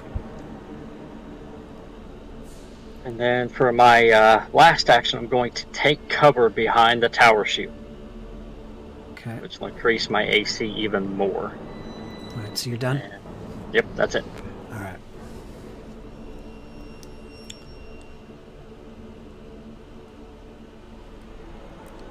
Sorry, screwed up there. Does somebody have a template out? It's the dragon. I can see one. Yeah, what is that? Well, I can't see Not that. me. Might be me. Let me refresh it. This, do you see that? No? Alright, let me look at something here real quick. I don't think I have anything. Let me double check. Yeah, it's, I don't see anything out for anybody. okay, At least it's just for zoomed me. in. It's just for me. It's an aura. So before anything happens here. A creature that first enters the aura must attempt a will save. So let's start with Eric. Hang on, I'm loading back in now.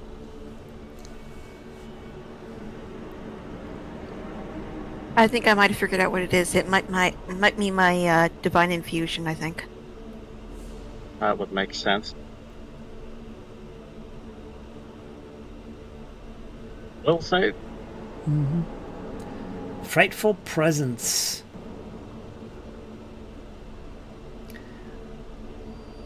Aura as well, you'll make this roll because you can see it.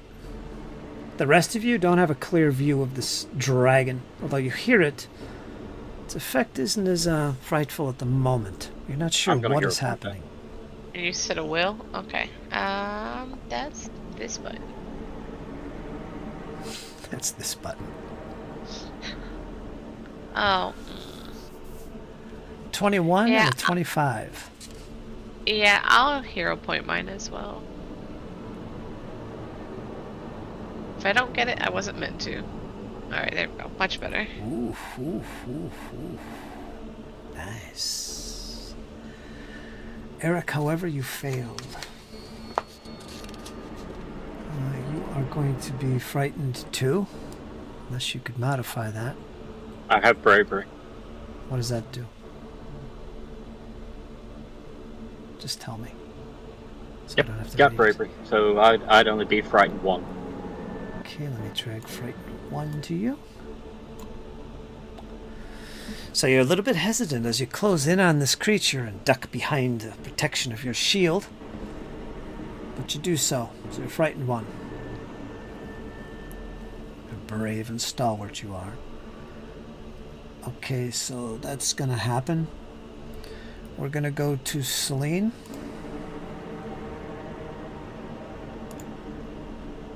As Eric is moving forward, she's already casting Forbidden Ward on him. Last action, she's going to be casting Guidance on Aura.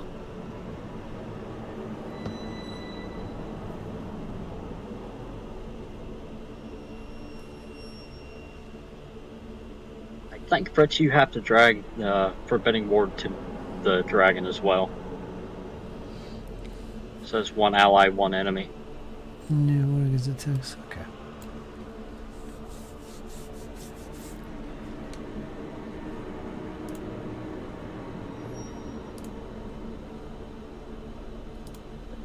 Not gonna accidentally buff the dragon, is it? No, it just wards the creature. Like, I get a +1 status bonus against the creature that's warded. Alright. Just Why- crossing my fingers that Foundry knows to do that.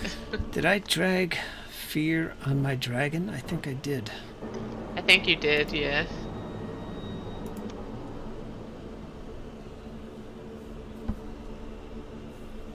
Alright, Slain, you done? That was all 3 actions. Okay, a little bit of magic, never hurt. Get to aura.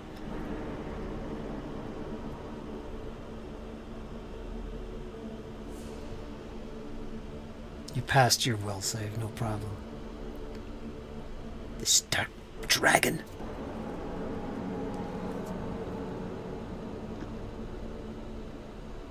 Alright, I'm going... It's my turn, right? Mm-hmm.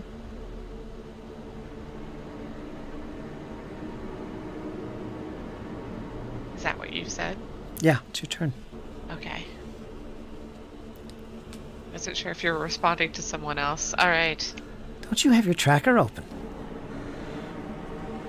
I don't actually... Well, for the first round, everyone's initiative is secret. Ah. So I assumed everybody got better than me. Do you see the dragon and So- Eric and Celine? So I see the dragons. I don't see Rue's because Rue hasn't gone yet. Okay. But that's the only thing I can see is the number for initiative. And yeah, that's like if I click on it, but mostly I have the chat open. So this Alright, doesn't show you guys what you rolled? It does, but only until after we've taken our first turn Yeah. in initiative. Huh. The first round is completely hidden from us, but then after the first round is gone, that's when it shows the where we are in the tracking order. Yeah. I kind of like that though, because it's like, oh, is it my turn? Ooh. It's randomized, yeah. Yeah, yeah. It's kind of like a surprise. Alright, we'll Um, keep it that way then. Yeah, so I take a step in. This way, actually, you know what? I'll stay in the corner, so I just move north once. Everything's still within range. And I'm going to sling my chakram at the dragon. And with my free hand, I'm going to cross my fingers. How a true fighter does it, right? Yep, pretty much. Alright. Actually, I have 2 actions. I'll since it's my first one, I'll do the,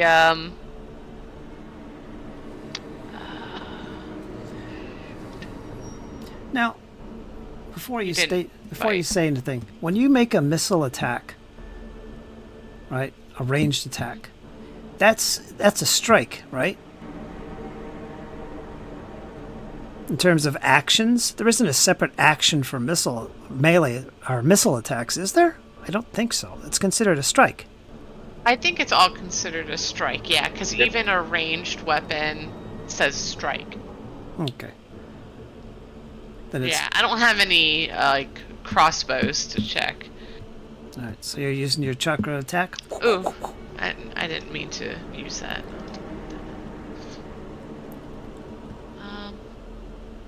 Yeah, I thought there was something else I wanted to do.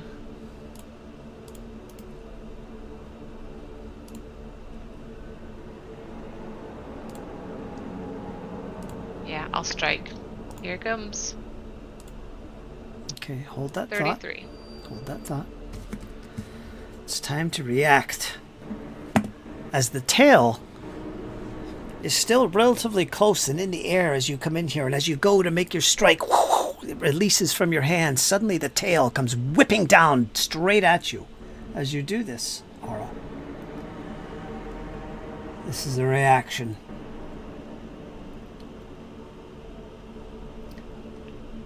-2 penalty. Oh, it's got a penalty on this though.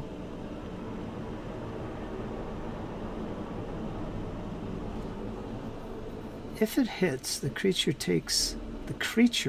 that's you I guess, takes a -2 circumstance penalty to the targeting or the triggering roll. So if it hits with this, in addition to doing damage, your 33 will be modified down -2. So let's see if that does anything.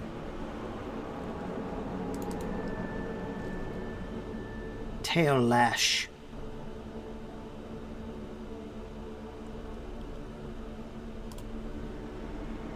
What's your armor class?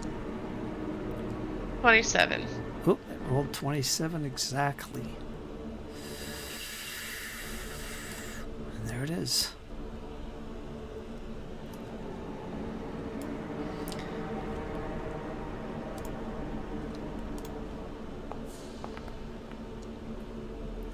$21 points, bludgeoning. So that'd be -2 to your roll, so 31. His armor class is 31. He just managed to hit. Curse you. Roll your damage.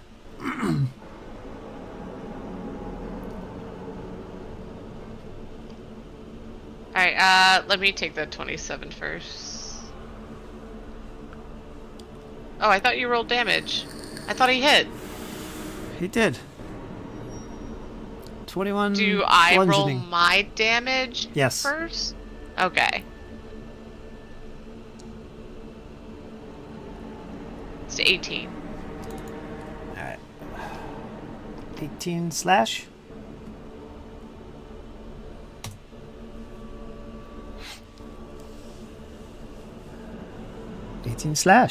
So 18-point slash. You take your 21 points of bludgeoning as you're clobbered by this tail. Thump.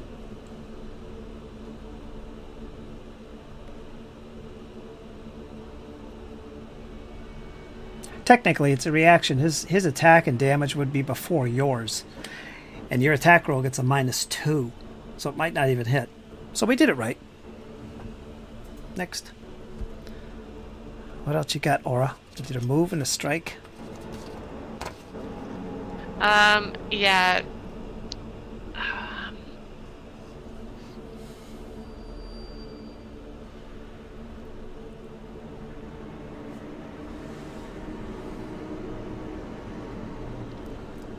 You're after Aura Rue. Get ready.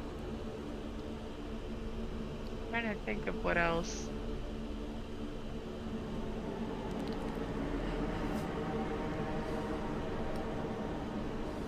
Oh, I got so ahead of myself. There was something else I wanted to do. That's alright. She'll make a second attempt at a strike.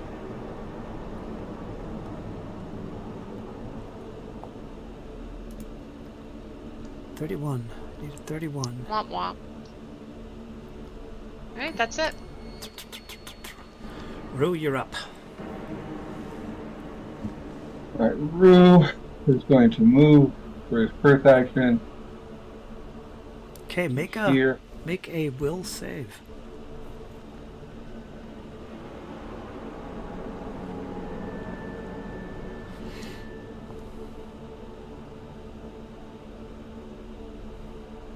So Right. 30.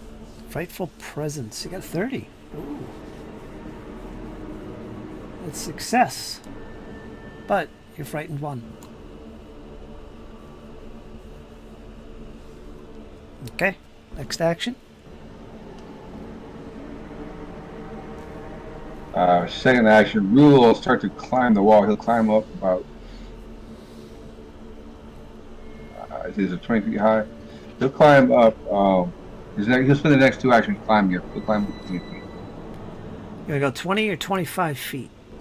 20. He only has to climb up 10 feet. So he'll spend his next 2 actions going up 20 feet. Okay, you're up there. You do have a climb speed, right? He does. Alright, so what's your climb speed? 10. Oh, that does take 2 rounds, or 2 actions. Okay, you're done then. 2 actions, 20 feet. If you look at your That's token, it'll say plus 20 feet. Yep. So you're 20 feet up as a reminder. Okay, so Rue enters the room. He's startled at first by the presence of this nasty creature, this dragon, black dragon. And he sees Eric there leaning against his shield, kind of hunkering behind it, taking cover in preparation for what's to happen next, as Aura gets a couple clobberings her way with the tail. Celine hunkering in the back, spells at the ready. We're going to go on break and see what happens next. The dragon is going to be first. As we go into round 2, the Black Dragon, Ravarex. Alright, folks, we're going to take a small break. Go ahead, Dizzy, and go to your intermission. Gotcha. And folks, we'll be right back.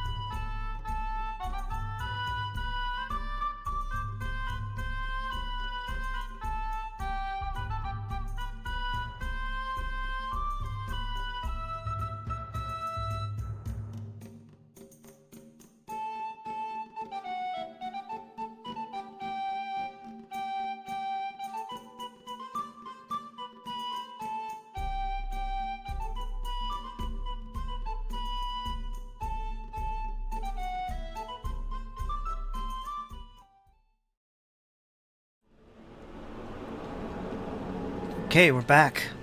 Round 2. Against the Black Dragon.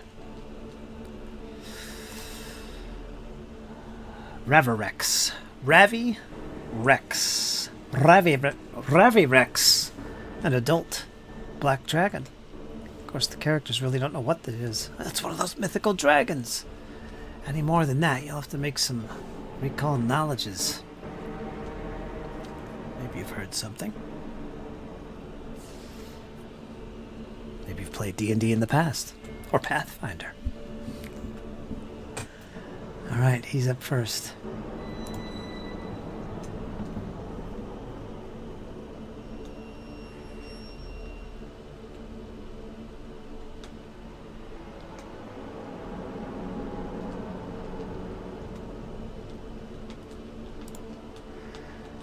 Now is your time.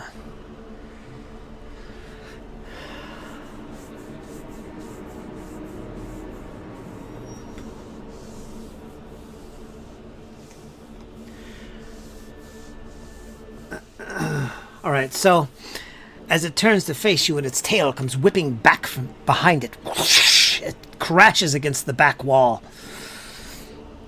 Rue, you notice something as you're climbing. You see there's some type of hole in the ceiling. It looks quite large.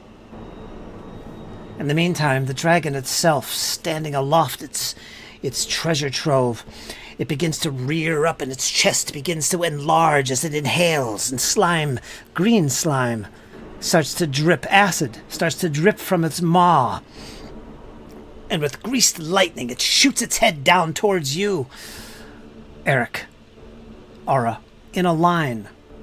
This line is going to hit you both, Aura and Eric, and you're going to have to make a basic reflex save to avoid some damage as a stream of green acid sprays towards you.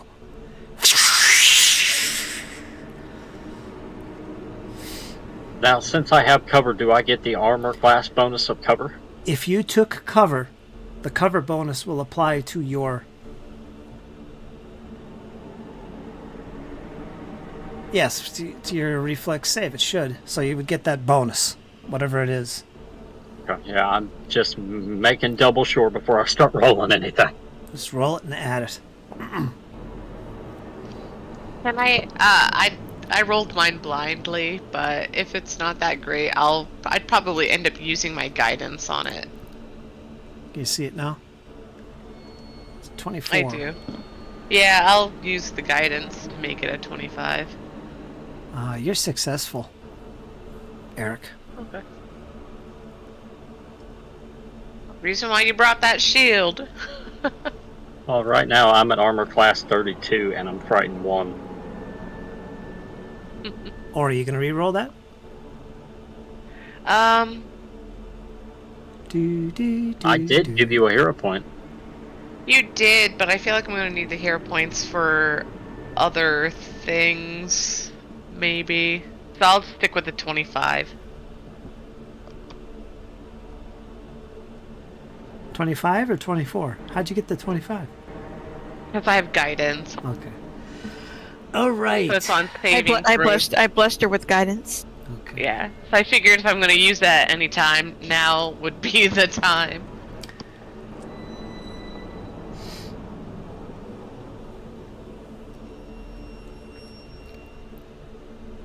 $19 points of acid damage total. That includes the successful half damage savings throw. So I took a total of 19 acid damage. Let me roll a dice here. So how much do I take? 19. 19? Okay. Oh no, you failed. I was going to say if... I'm sorry. Yeah. You took 38. Sorry. So 19 for Eric, 38 for Aura.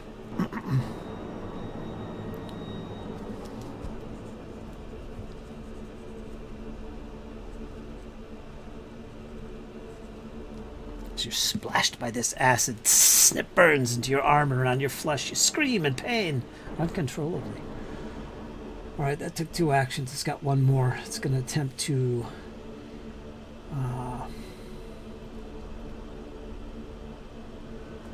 let's do a claw against Rue. It's going to be a number 2 attack.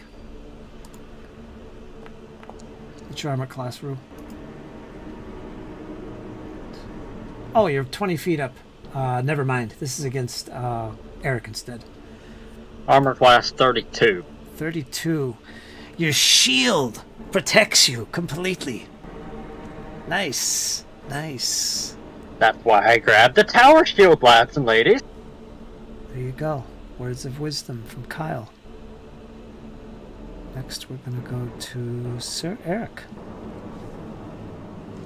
Alright.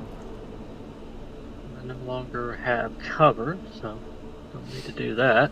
That was pretty good. You avoided the claw and took minimal damage on the stream.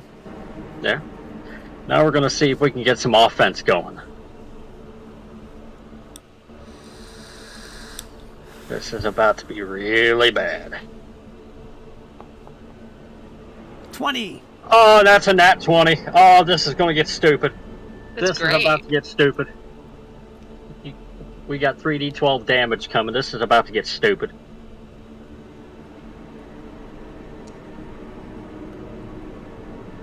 Thirty points of slashing damage, and it is off guard until the start of my next turn.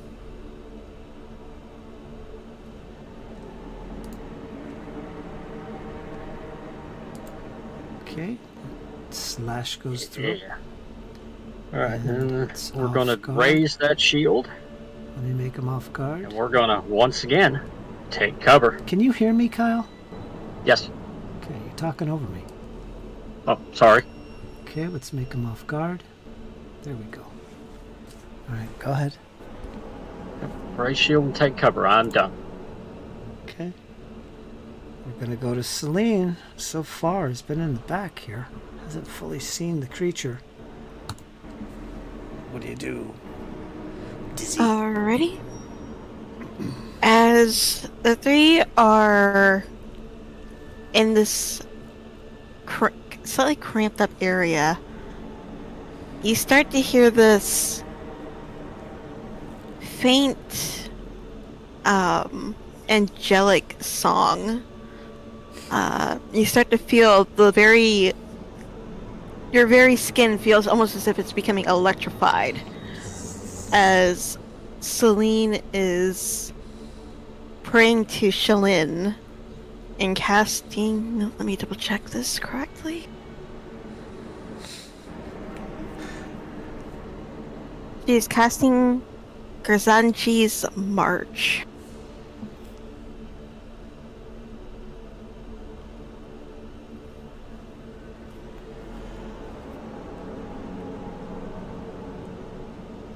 Wow, that's pretty. Sustained for up to a minute. And her last action, she's going to be casting Guidance on Rue. So everyone gets a +1 status.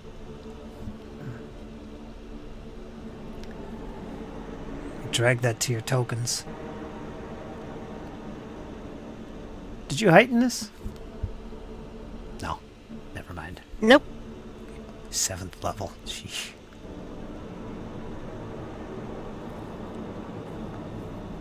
Against mental effects. So any mental effects, mental attacks, anything that I attack with that has the mental trait, you're going to get a +1 status bonus. No, wait a minute. Wait, am I reading that wrong? Allied creatures who can hear and understand you gain a +1 status bonus to attack rolls, fortitude saves, and will saves against Mental effects. Alright, so that's talking about the saves. Yeah, okay. So you get a +1. And I do intend to sustain this. Alright. Very good.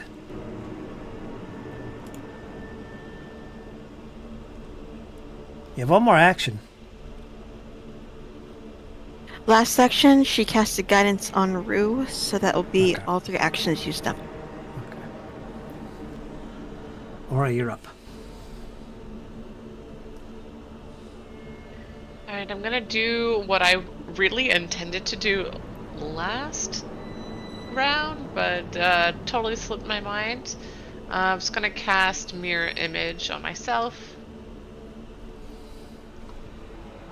And then make an attack. But not just any attack. Oh wait, never mind. It will just be the normal attack. Alright.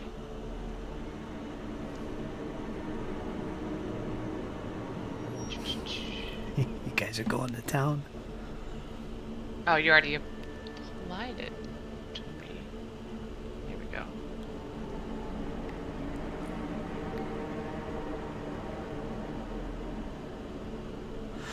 So D4, D6, and D6. Blah, blah, blah, blah, blah, blah, blah. I'm gonna hero point this strike. Oh, bam! Per usual tradition. And that's my turn.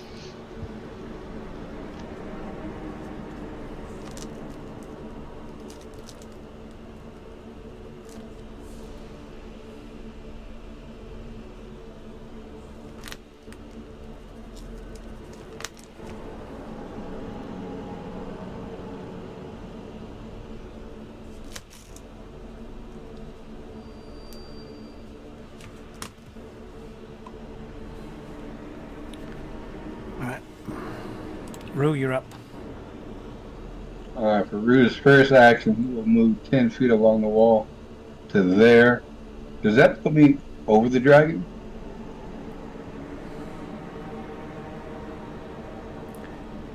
You're still... You want to be able to hit him from there, right? Oh, what the plan is next round he's going to rage. He'll go and do that. His last action, he's going to try to jump onto the back of the dragon. Yeah, you could do that from here. Okay, so that's what he's going to try. So we'll do round 2 rage. And then third action, he attempts to jump onto the dragon's back. To attack. Alright, I want you to make an athletics or acrobatics roll. DC is going to be based on this creature's level. We'll do athletics. Open or blind? Public. You'd know if you failed or not. Pretty obvious. And do you want to use a hero point? I am going to use a hero point. That will blow. Right.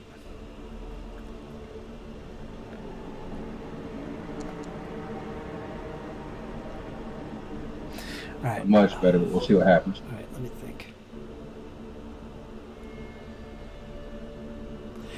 I'm going to let you do it because of the creature's size. So I'm going to bring the DC down. I was going to do this anyway. So I'm going to let you pull this off with the reroll, what you got. So you do land on the creature and you do secure a hold. Now, whereabouts are you? You're on its neck? Closest to its shoulders, or you? He was that what you're aiming for aiming between for? its wing. He was aiming for between its wing. All right. In that case, I'm going to roll a die.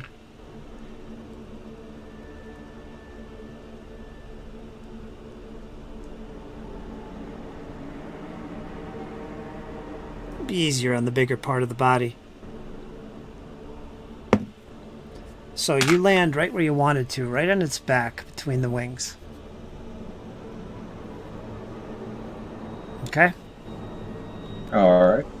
So you're no longer 20 feet above. We'll just erase that. You're on his back. So whatever that is, we'll do. Hold on a second. Everything disappeared on me. There it is. Okay, so put the height at 0. I'm going to put you on top of him. Okay. Now I want you to make, as part of this action, I want you to make a grab. So this is a grappling attempt. To see if you can hold yourself. This will be the hard part.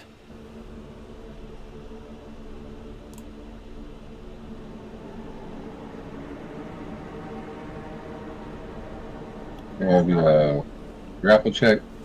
Yep, athletics. Got it. This counts as your first attack, so no penalties. You can use your... I think I got that one. Nat 20. So what's the total? 36? Ooh, nice. 36. Yeah. Gets the fortitude DC. You just made it. He didn't shake you off. So that would be a success turned into a critical success. So how I'm going to read this in this case is you do secure yourself atop there. Now, to maintain yourself on this creature's back, you're going to have to continue to grapple. All right? But for now, you're up there. Now, you don't have any more actions, so it's kind of like, damn it. But There. you're up there. All right, we're good. All right. Round 3. Rue has jumped on the dragon's back. The dragon's first. The first thing it's going to do is it's going to try and escape. It's going to shake you off. Do a little shake a shimmy, because we can't have that going on. Not at all. So what's your athletics DC?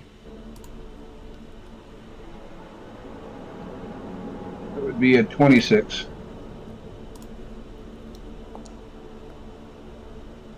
I can't see the die.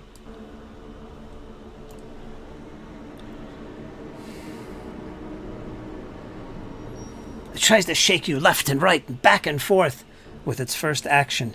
You remain holding tight. I gave that to you because you're critical. All right. And let's see.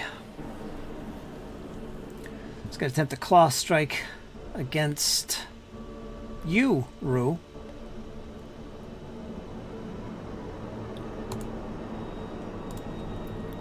How dare you? It says in Draconic. 26. Ooh, with a natural 1. That's going to miss. You threw him off. He's going to try and claw again at you. Not very satisfied with that. This will be its third attack. A lot of penalties here. With a 19, it does not pull you off. It spent all of its actions trying to get you off its back. Well done with the critical success. We're going to go to Eric. Yeah,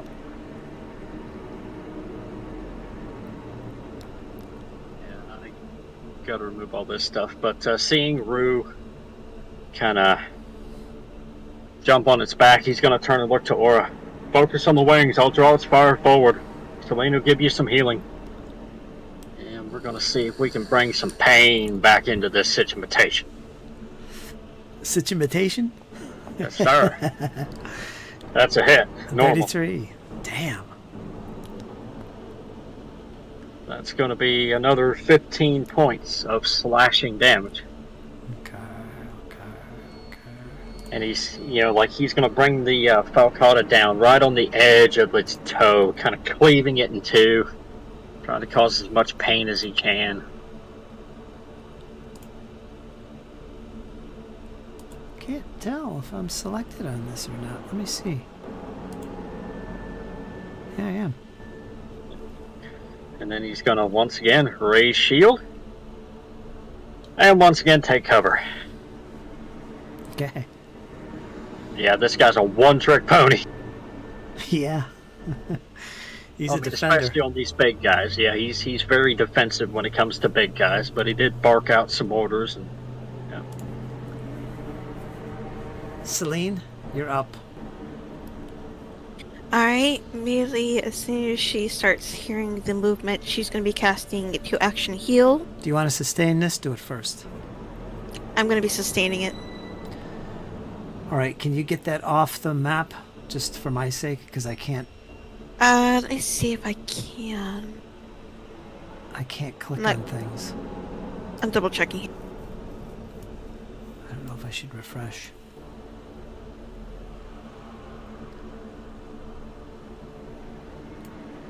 It's not showing me any way to take it off. Click on the little measurement controls. It's the L ruler type thing on the left. Oh, wait a minute, I got clear templates. I can click that. There. Sadly, though, I think I got to refresh. Oh wait, I think there we go. There you go. Give me a moment here to refresh. Alright, gonna sustain the spell. And then I'm gonna do a 2-action heal.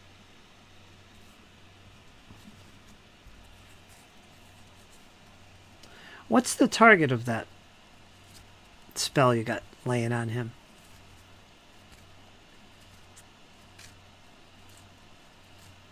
Make sure you Who, don't need me? line of sight to see him, because you can't see the dragon. No, I don't need line of sight.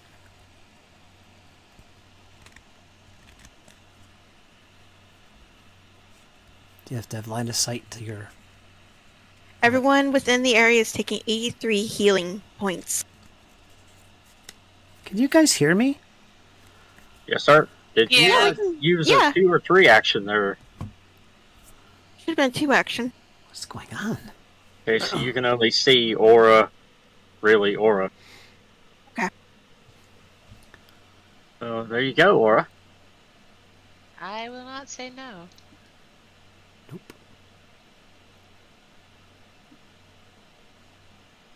I think Sorry, I Fred. needed exactly 83 too, so that was perfect. If it sounded like I was talking over Fred, I'm sorry about that.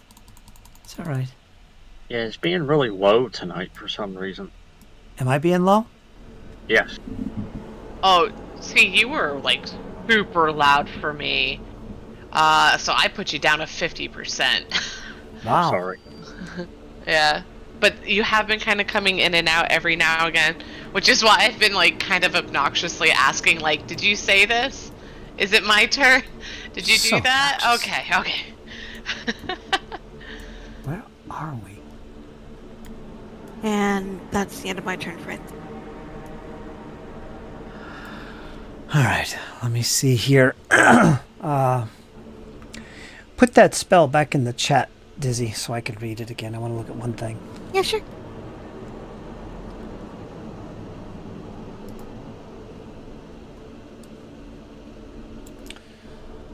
Sleeve's done.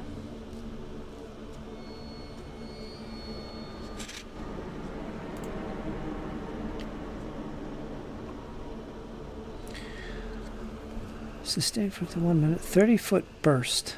Alright, so...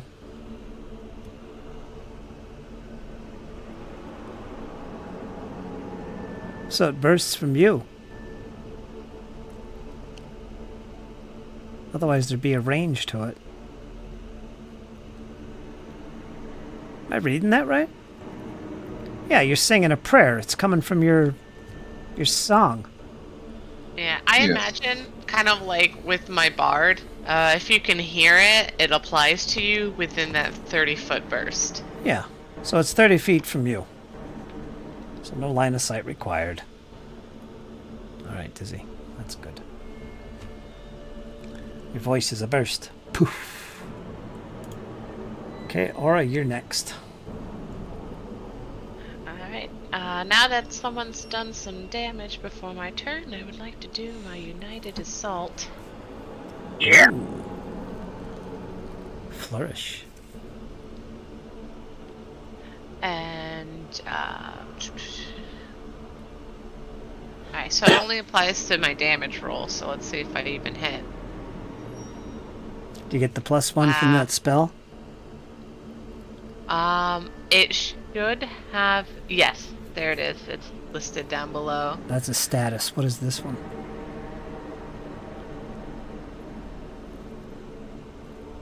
What do you mean? Did you get a bonus to hit on this, or am I dreaming? I did. It's listed in this section above all the little beneath the damage rolls. traits. Has my dex, proficiency, potency. It's a bonus to damage. I thought it Yeah, was my just to United attack. Assault is to damage. Okay.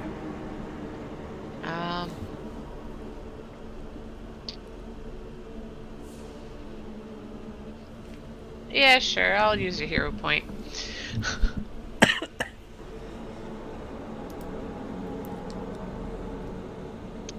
I'm just not meant to get anything.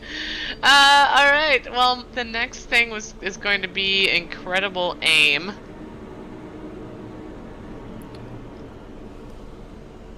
And this one gives me a +2 circumstance.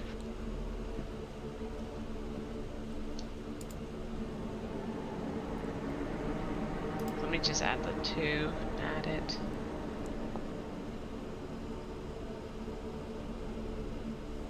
That's my turn. Nothing else.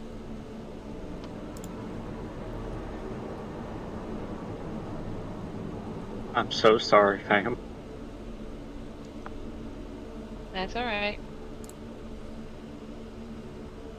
You need to put your dice in jail and take mine. What are you trying to do, Rue? Well, Rue's going to try and stay on the back first, and then if he manages to do that, he's going to lay into the dragon's wings where it connects to his back with his scimitar. So your grapple remains until the end of your next turn, which is now. So I can do 2 attacks and then the grapple. If you don't grapple this turn, you will lose it. Okay. So which do I need to do first, the grapple or the attack? You could do the attack first and then try and hold on to see if you can do it again next round. We'll do that. So for the first swing,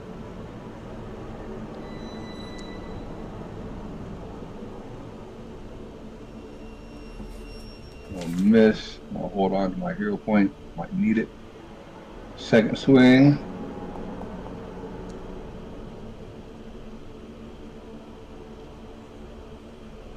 Second swing is still a miss, apparently, for 30.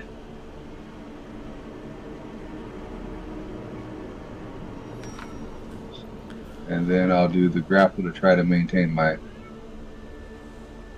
position. Damn, you came pretty close. Hold on. I'm going to say you hit on the last one because I'm going to say he's off guard while you're on his back with Eric in front of him. Okay. So that's going to drop it down to 29. So your last attack will actually hit. That will hit. Okay, so we'll do damage for that.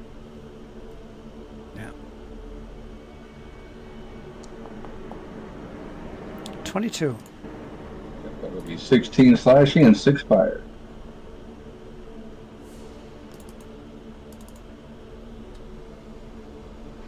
Okay.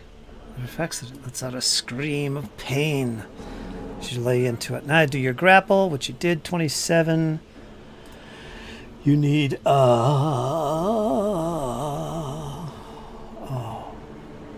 is it?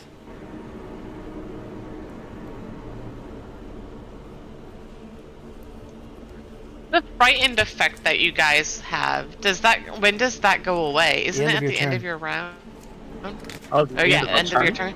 Yeah, so Actually, I had a question. Is it if we're within a certain range of the dragon, or does it drop off? You're immune to that roll, making it again for a certain length of time, but the effect remains until it naturally wears off, which is at the end of your next following turn. So it'd be gone by now. yeah, so that 27's a 28. And that 30 would have been a 31 anyways. Good catch, good catch. Good catch. Which means my armor class is now 33. Ooh. There you go. So 28's not enough. I will hero point it. Oh, okay, let's see. Oh, you're attempting to grapple. Okay, you need a 28. That's exactly what I got. All right, 28. That's going to be normal success. Yeah, same thing. It's grabbed until the end of your next turn. All right, well then I am done. I gave you a critical last one, which means it's restrained till the end of your next turn. Nice. But I ignored that because it's just too big. Yeah, The situation just didn't make sense to me. got it. So he's grabbed. All right. Next round, it's the dragon's turn. Now he is grabbed. Essentially, he can't move. And he's debuffed. Alright, he's really upset that you're on his back. He's going to attempt to swipe at you again. This time he's going to try and pierce you with a horn strike from its head.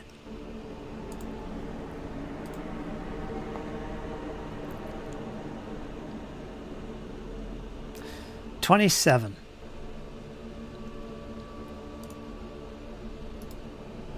Oh, it hits. It does pierce you. That's on Rue. How much damage?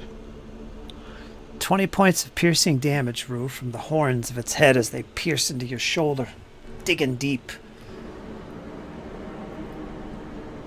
And then it's going to reach back with its claw and try and grab at you and scrape you off with its second attack.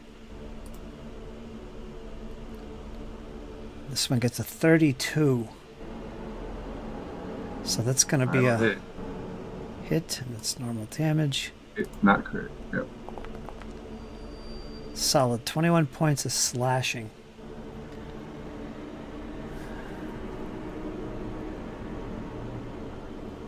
And it's going to do it again. It's going to make a third attack with his claw against Rue to get him off his back. He doesn't like being off guard. 29. That'll hit. The claws are going to dig deep for another 20 slashing, so you're just being cut and pierced up there. Are you raging? He is. Oh, you don't care. No, they're not. You're probably howling and screaming and laying into him. That's pretty cool. Looks good. Gonna go to Eric. Behind the shield. Alright, yep, he's gonna peek out from behind the shield, seeing the creature's tail whipping back around and hearing the music coming from the march. You would actually see him start to tap his shield lightly on the ground to kind of follow along with the tune as he sees the tail go whipping by. He's gonna aim the falcata and kind of bring it down onto the edge of the tail to see if he can slam it in there. Slam. Here we go. I will hero point that. What the hell? Alright, miss. Hold on, let me make it off guard. It's a 29, so your last one was a hit. So it's going to take 15 points of slashing damage. Okay. And then kind of much the same, kind of following suit. Raising shield and taking cover. Okay, Celine, That's it. you're up. Celine once more is going to be sustaining the spell. Okay. Let's see here. Everyone gets a +1 to hit. +2 to save against mind attacks. Is that what it was? +2?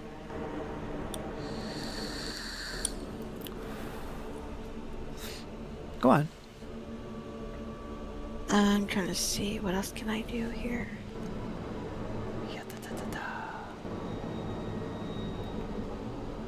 The treasure hoard awaits. Eric. She's going to scoot up, still using the wall as cover, to see if she can peek around to kind of get to see where everybody is. Okay, Standing on the creature's tail, stabbing it. make a will save. As you see before you, what you didn't see before, large black dragon in furious battle with your friends. Where is it? Frightful presence. DC 28. You got a 26. Gonna be hero pointing that. Okay, I need a 28. Even success will make you frightened. Keep that in mind. It's a matter of how much. 26. Really? That's a failure. That is frightened too, Dizzy. I feel your pain. What the hell? You can't get the rolls. Shouldn't have peeked.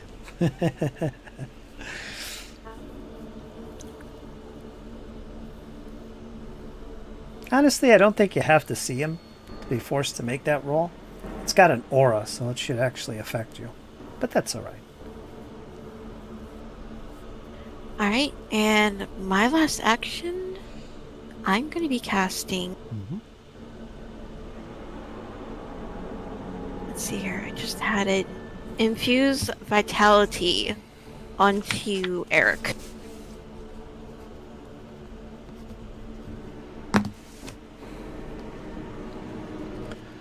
Okay, drop that on your token. Got so many things on my token right I now. know. There's a lot happening here. Classic you gotta Pathfinder. I mean, you got a cleric that's not playing around. Nope. Gonna go to aura. Plural, I should say. There's 4 of them. I'm gonna try this again.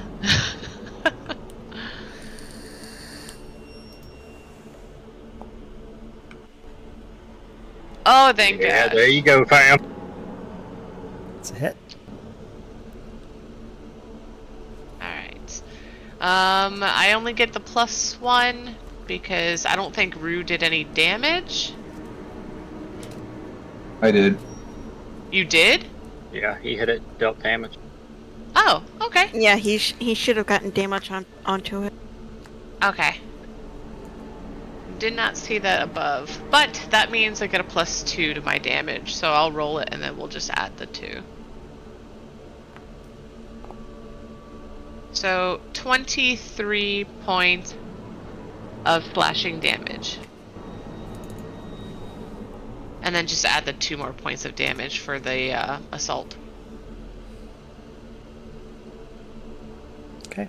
Right, and then I'm gonna try to incredible aim to just increase my chances of hitting. And this I can add my circumstance bonus manually.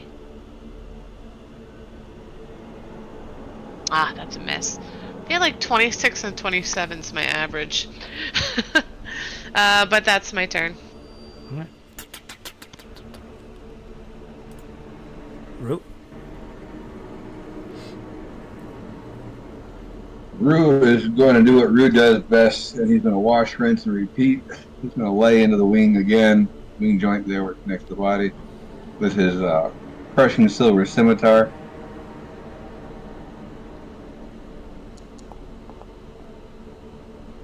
Hit.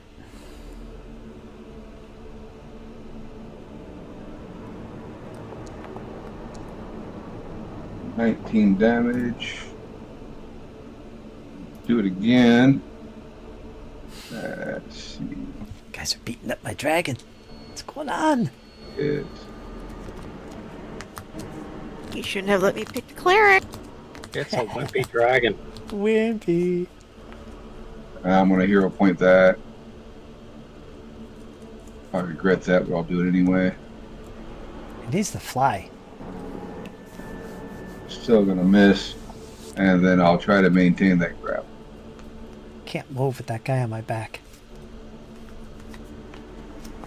It does provoke attack of opportunity.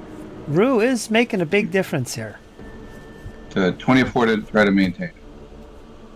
I mean, Even if somehow the dragon has the ability to fly, I've got something for it. Needed a. Wait a minute, am I looking at this right? Oh, let me look real quick. I think it's going to fail. I needed a 28 last time. Yeah. Athletics DC. Wait, I'm reading escape. You're trying to grapple against it. Yeah. What's wrong with me? You needed a 33. That fails. All right, so you failed to maintain, so you're going to go flying. I'm going to drop you right to the ground. I mean, Rue will land on his feet. Do you have a thing for that? I do. Excellent. All right, so you're on the ground then. Land on your feet. You don't take any damage, but you don't land prone either, so excellent.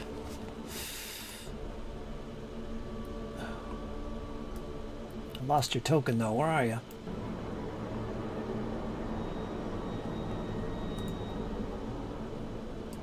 Up by its head. There it is. Let me put you up here just for fun.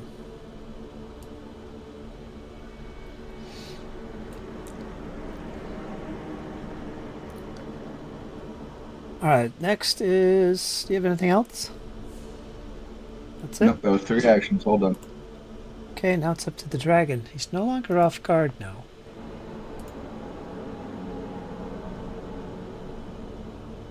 Although Rue is right in there. I'm not going to count him as off guard, though.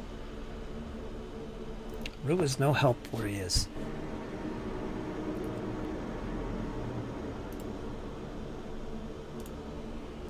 He's just as bad off. So, actually it wouldn't be there. Can't be in a square. So, yeah, where you are is where you're going to be. You're pressed up against the wall. Well, where would you like to be? I won't put you so you're flanking. How about right here? That's fine. Okay? Yep, that's good.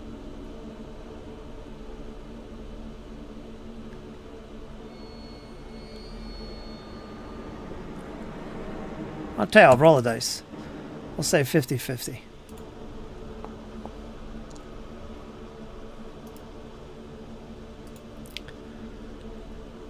I didn't say what it was. All right, let me roll it again. Odds you can land on a flanking position. Odds. Okay, if you want, I will put you here on the pile, right behind him, getting a flanking position. Want that? If I have the option, then yes, that's where I will be. All right, that's what I'm going to give you. That's where you landed. So you're on your feet. So that's going to make this creature off guard again. All right.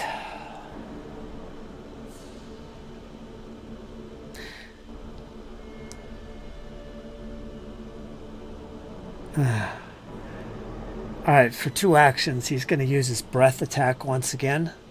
Along the same line, I want to hit the 2 fighters. This is going against you, Eric, and Aura. If I hit, I'll roll that dice to see if I hit an image.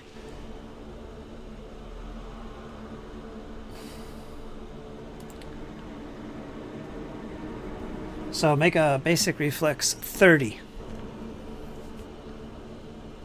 Aura and Eric, DC 30. Reflex save. 29. Ah, we are both so close. Like we were Nope. right flipping there, man. No, I got 27, my lucky number. Okay, you're each gonna take 37 points of acid damage.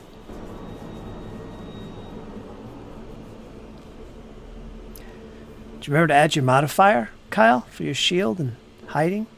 Yeah, and still, I only rolled a 9 plus 20. Alright.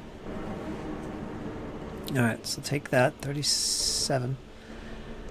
And that's acid damage. And then with its remaining action, as it pulls away to take flight and get above you, anyone with a reactive strike can do so. Coming at you.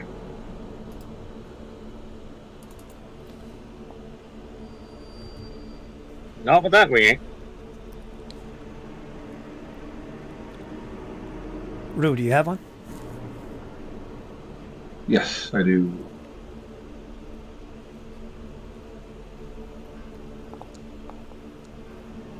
But not with that roll. Nope. 29. Alright, so he's 25 feet above, out of your reach.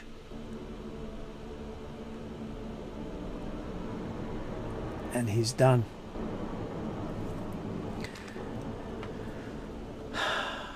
Yeah, so he's out of your reach. Let me think. He is actually pretty big, but he's a worm-like guy. So yeah, he's trying to get out of your reach. He can get out of your reach. 25 feet. That's why the ceiling's so high anyway. Come on, give me a break. Come on. Come on. And that's it. We're going to go to Eric. Yeah, I got nothing to engage this guy with.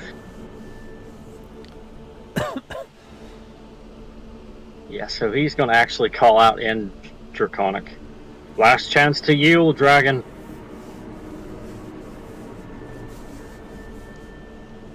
Surrender, and this can end quickly. He laughs at you.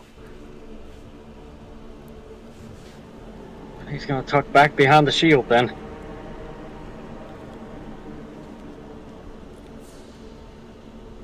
I'm done. Celine? Remember, your fear goes down at the end of your turn. Oh, drowning here.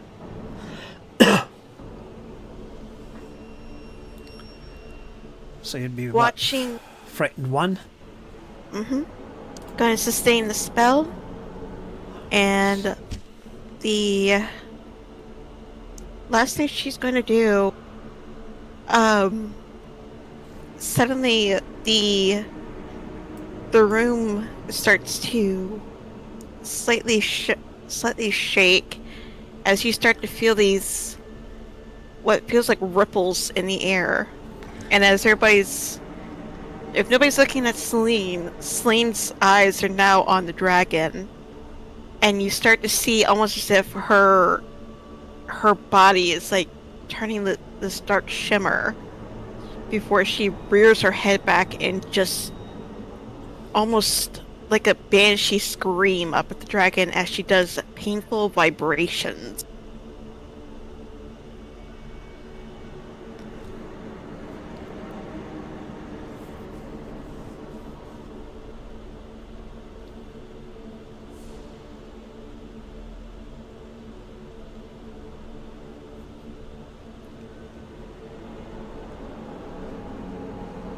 Fortitude save.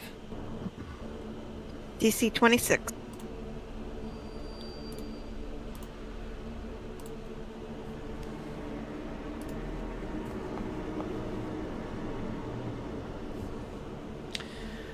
Target takes half damage.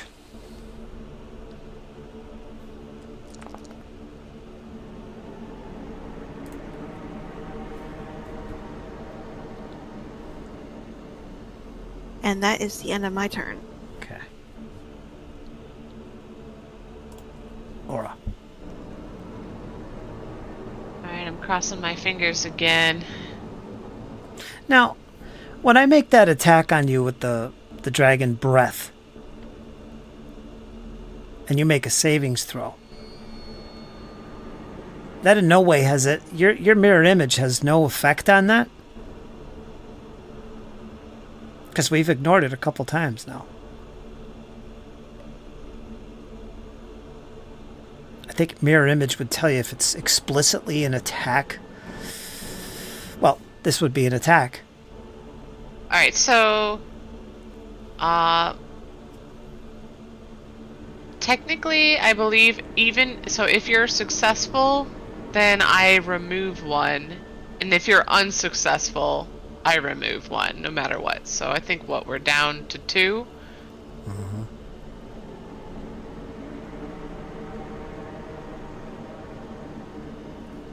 So did you flip the coin after, or roll the dice after that last attack? What do you mean? The the acid attack spray? Yes. I just roll damage. I don't roll attack. I just roll damage. You make a savings throw. So it's all your roll.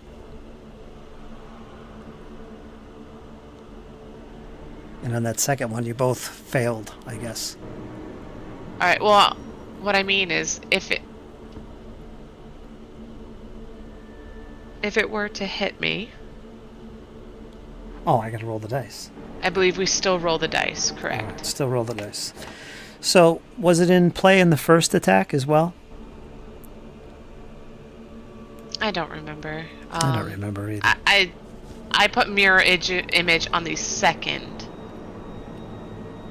round. Well, you were caught Not the with first. that. All right. I'm going to roll Yeah, for the I last was. So that one doesn't count. So you're going to be rolling a d4. one. So it's a 1. That means I hit you. So you did take damage, and you still have another mirror image, I believe, right? Yeah, because it hit you. So then I've already taken the damage, and I already put down the mirror image, so we're good. All right. It's your turn.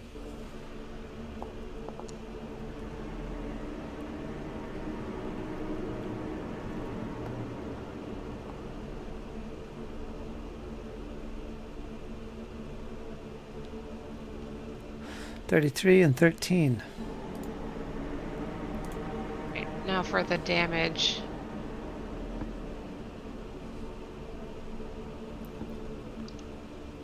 Yeah, 13.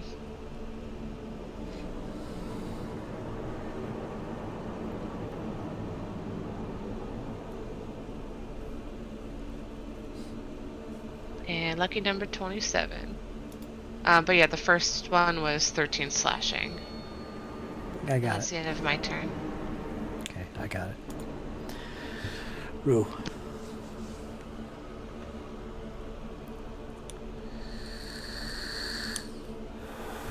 You're up, Rue. So it's 25 feet up. Rue is going to climb. How high is it? It's only 25 feet high? Oh, let me change. It's no longer off guard now. I forgot. That's all right. My mistake.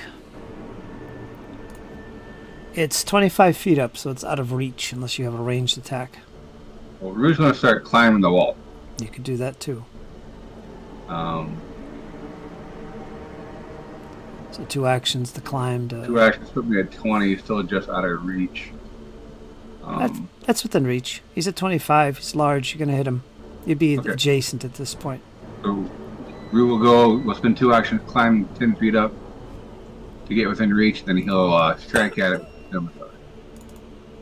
You'd be at 20 feet, right? Yes. Okay. Got 1 action left. Don't jump on his back again. And 28. swing and a miss.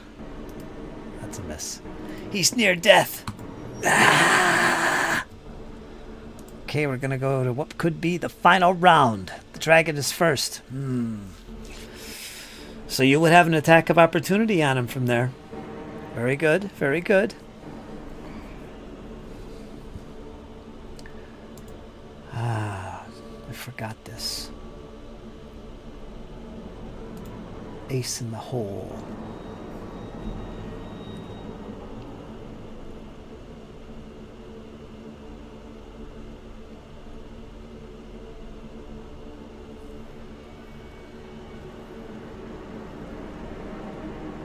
You're going to get that attack, or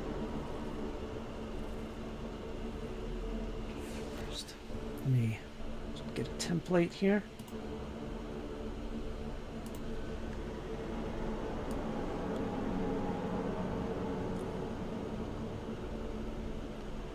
Ah.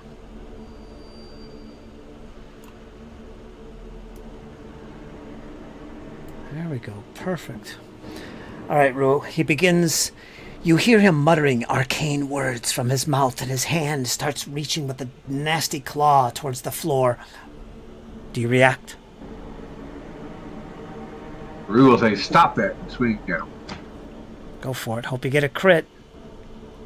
Need a crit here. Oh, no. Swing and a miss. You see swirling around his claws, he shoots it down towards the floor. This very thick black cloud, and it bursts as it contacts the floor. And suddenly,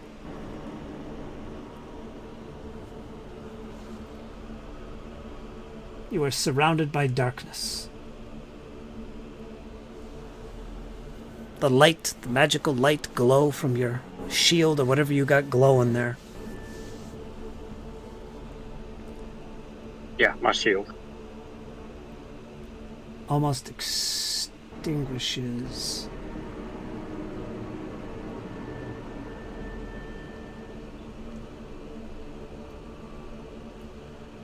What is the level of your...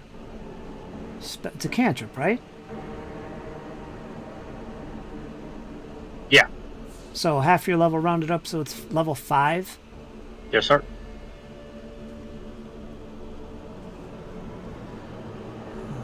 Let me put this as blind. Let me roll this so I can see what level it is.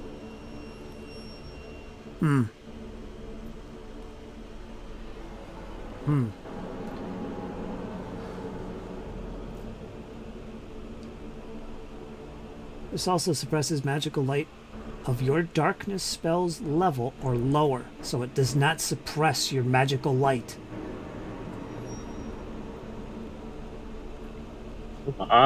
Damn. So your light does penetrate this darkness spell. Well, that was for nothing. Because it's a measly level 2.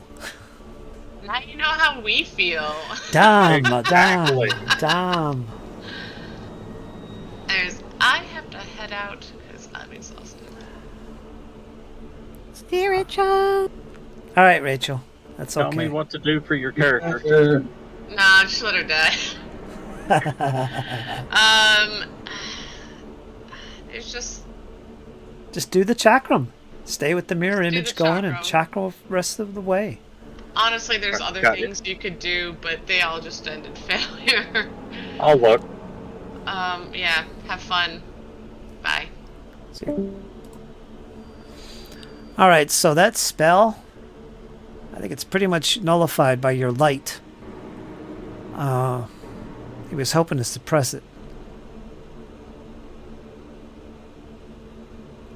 I'm not going to take the time to read anymore. So, yeah, that happened. So, he wasted his turn. We're going to go to Sir Eric. Yeah, there's really nothing I can do here. I don't have any ranged weapons, so. Hey, well. Yeah, that's actually tried to intimidate this creature. He's gonna look up to the dragon. I gave you 2 chances to yield. Now surrender, or I'm gonna stick the cat on you and let my cat folk friend continue to claw at your scales until you do relent. He doesn't seem to be interested in your words.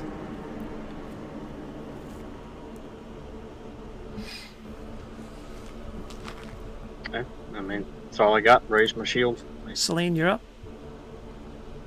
Celine is sustaining the spell, as per usual. This time, listening to what she heard Eric saying up at the creature, she's just gonna lay into the dragon, just saying how its god is not protecting it, just watching it being humiliated by mere mortals, and seeing how even its scales look absolutely disgusting. As she's doing this, it's creating a crisis of faith.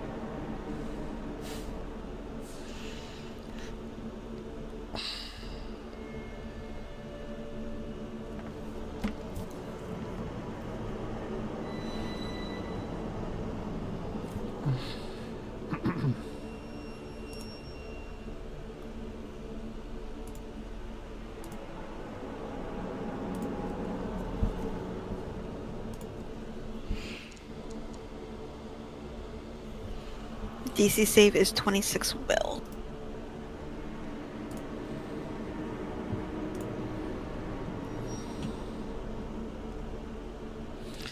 26, 36. Target's unaffected.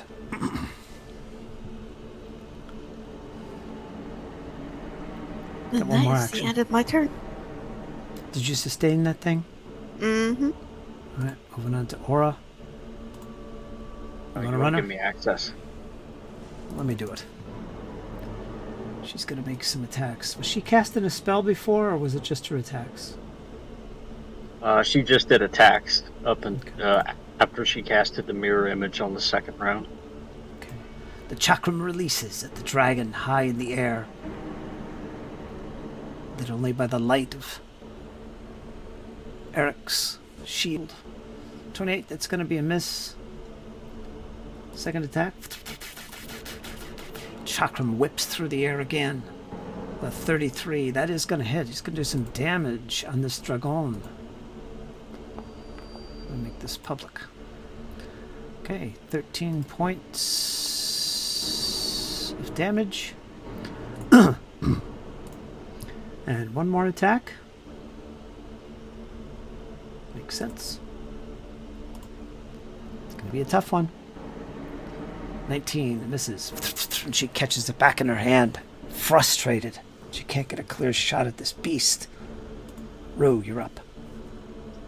And Rue growls and curses and spits as he swings the scimitar at it again and again and again.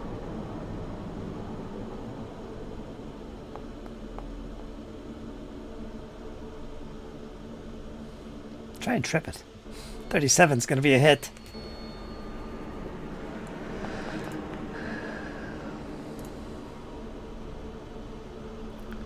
$19.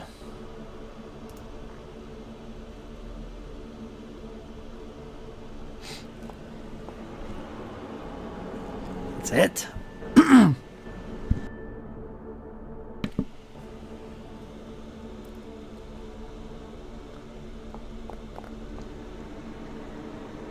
$20. Oh, describe how you fell this dragon from the air, clinging to the wall with your scimitar. Rue's, his rage is taking over. He's cursing, he's spitting, he's saying all kinds of obscenities in his native language as he's just wailing on this thing, trying to knock it down, knock it out of the air, trying to stop this foul creature. The first one smashes into it. He allows the momentum of the scimitar to carry back around through and smash into it a second time, crushing through the beast and ending its foul life. And it crashes to the ground right near you. Eric, this dragon has been felled. Congratulations. Beat your first dragon. Dun dun dun dun dun. Yeah. Yeah, just kind of seeing it drop. He'll kind of remain hunkered behind the shield for a moment until after it lands, and then he'll kind of pop out behind it. It's been his last round climbing down, so I just 10 up. He'll also drop out of rage because there's no more enemies.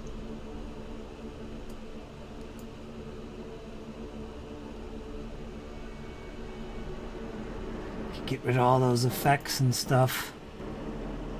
Celine's gonna drop the spell. Okay, as you catch your breath after this battle, the worm just lying there.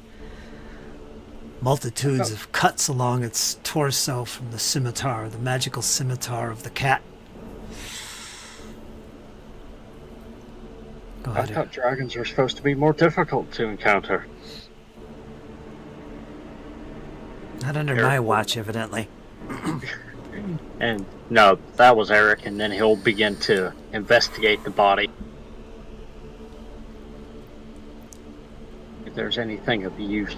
Harvesting, they call that, right? Yep. All right. That's Celine okay. would probably, go ahead. No, you go ahead. I was just gonna say, Celine's probably gonna tell, either one of the three fighters to cut the dragon's head off and, take it as a trophy, in case people don't think they actually kill the dragon, and then, well, that's happening if they do so, she's gonna, do a 3-action heal on the group. Add that to the bag of holding. Yeah, Eric will cut it off. You could do that. If you want to make a note, create an item called Dragon's Head. Throw it in the bag. Are we still in counter mode? Nah, that's over. Alright, then I'm gonna do the 3-action heal. Heal party, everybody in. But there's more to this story. There is a big pile of treasure that you could click on and drag things to as well if you want to swap between each other. So there's the token. Everybody's gonna be getting 17 hit points back. Oh, I probably should mystify some of these things. Maybe.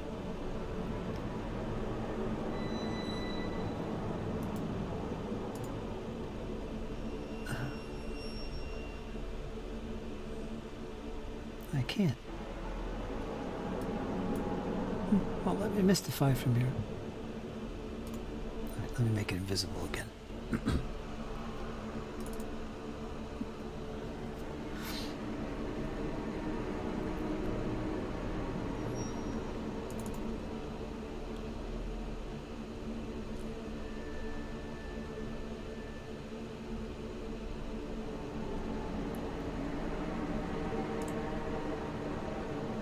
We will take the bat.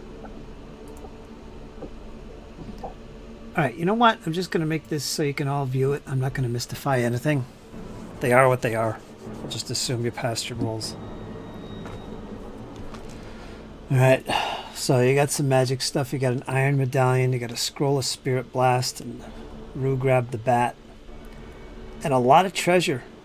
1,400 silver. 4,000 copper. 200 gold.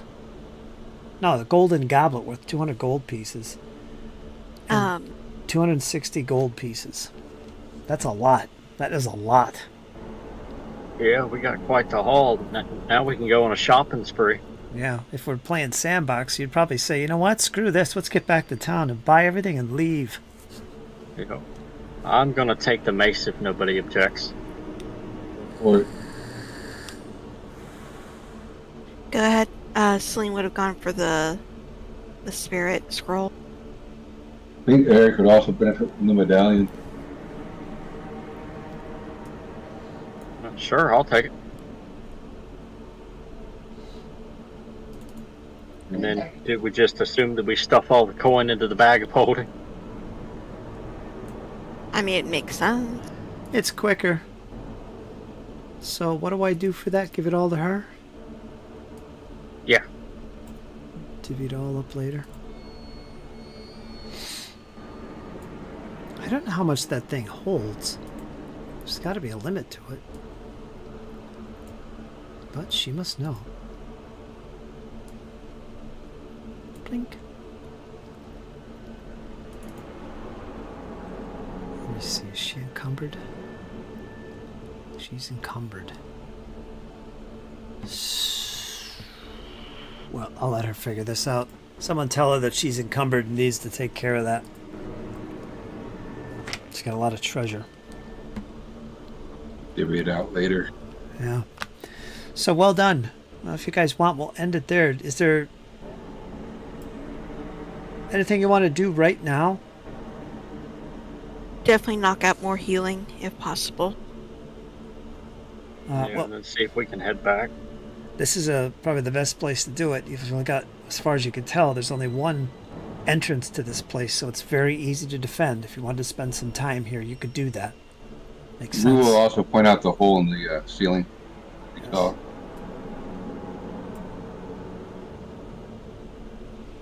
If you want to do some healing, let's do that now, and I'll make a note. Yeah, Celine's gonna knock out some time healing up people.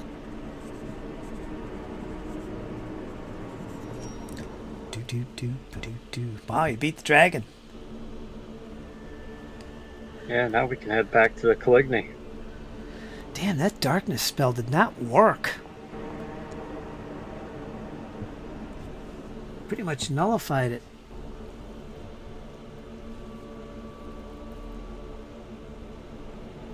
It's a light spell cast on your shield, right?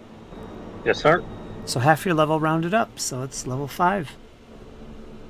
Wow. I think I did that right.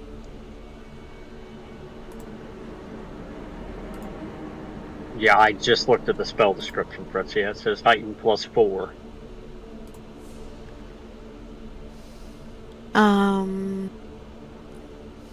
It's a cantrip, right? Yes, sir.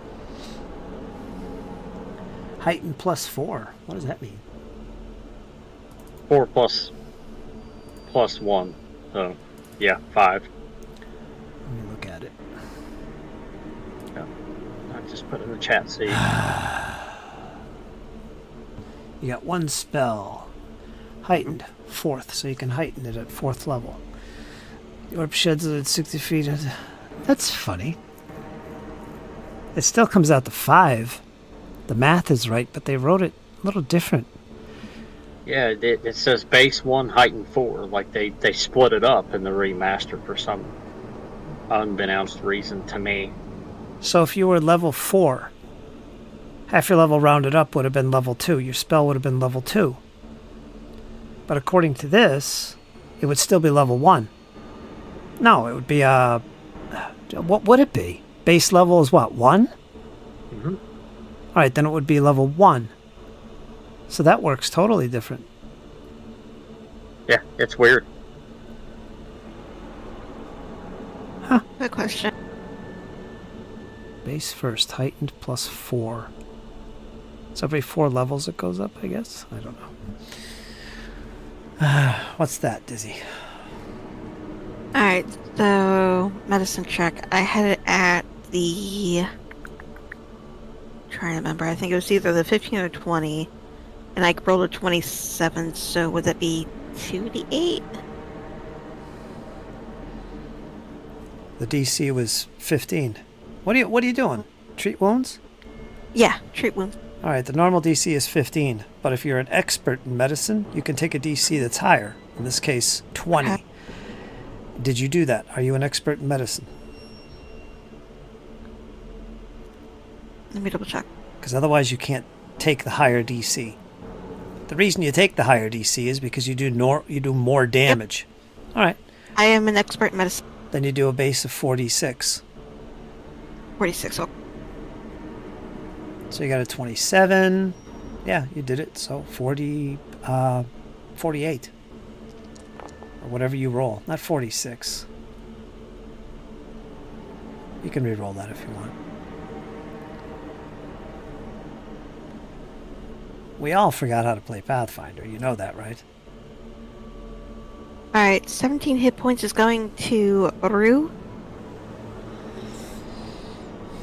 Doing a medicine check. Doing a treat wounds on Eric.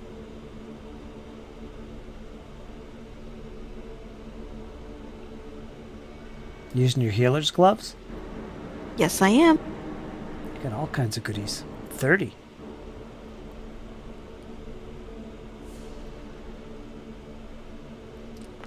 That's a critical success.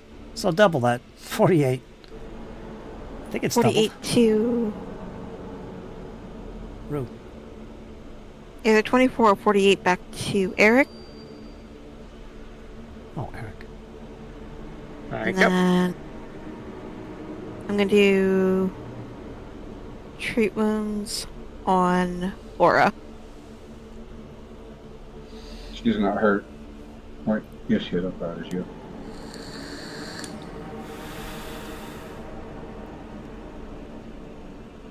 Let's go. Wow. There you go. That 20. 48, double it. I think it's doubled. So 24, she's getting back. 24.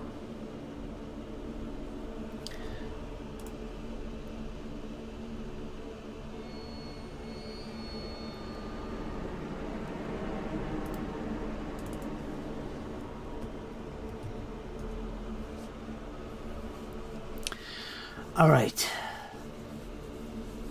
Knock off some more time, which I did already. And once again, silence returns to the companions in the small, echoing chamber. The fell beast before you, cutting its head off and slipping it inside the strange bag of holding. What else do you call it? So we'll make a note that there's a black dragon's head inside of that bag of holding. We'll let Cypher know that she has to upkeep her encumbrance. I'm sure she won't be happy about that. Some things might have to be let go. Maybe not. It was a great session. Good time. Rue, once again, you did some heroic stuff.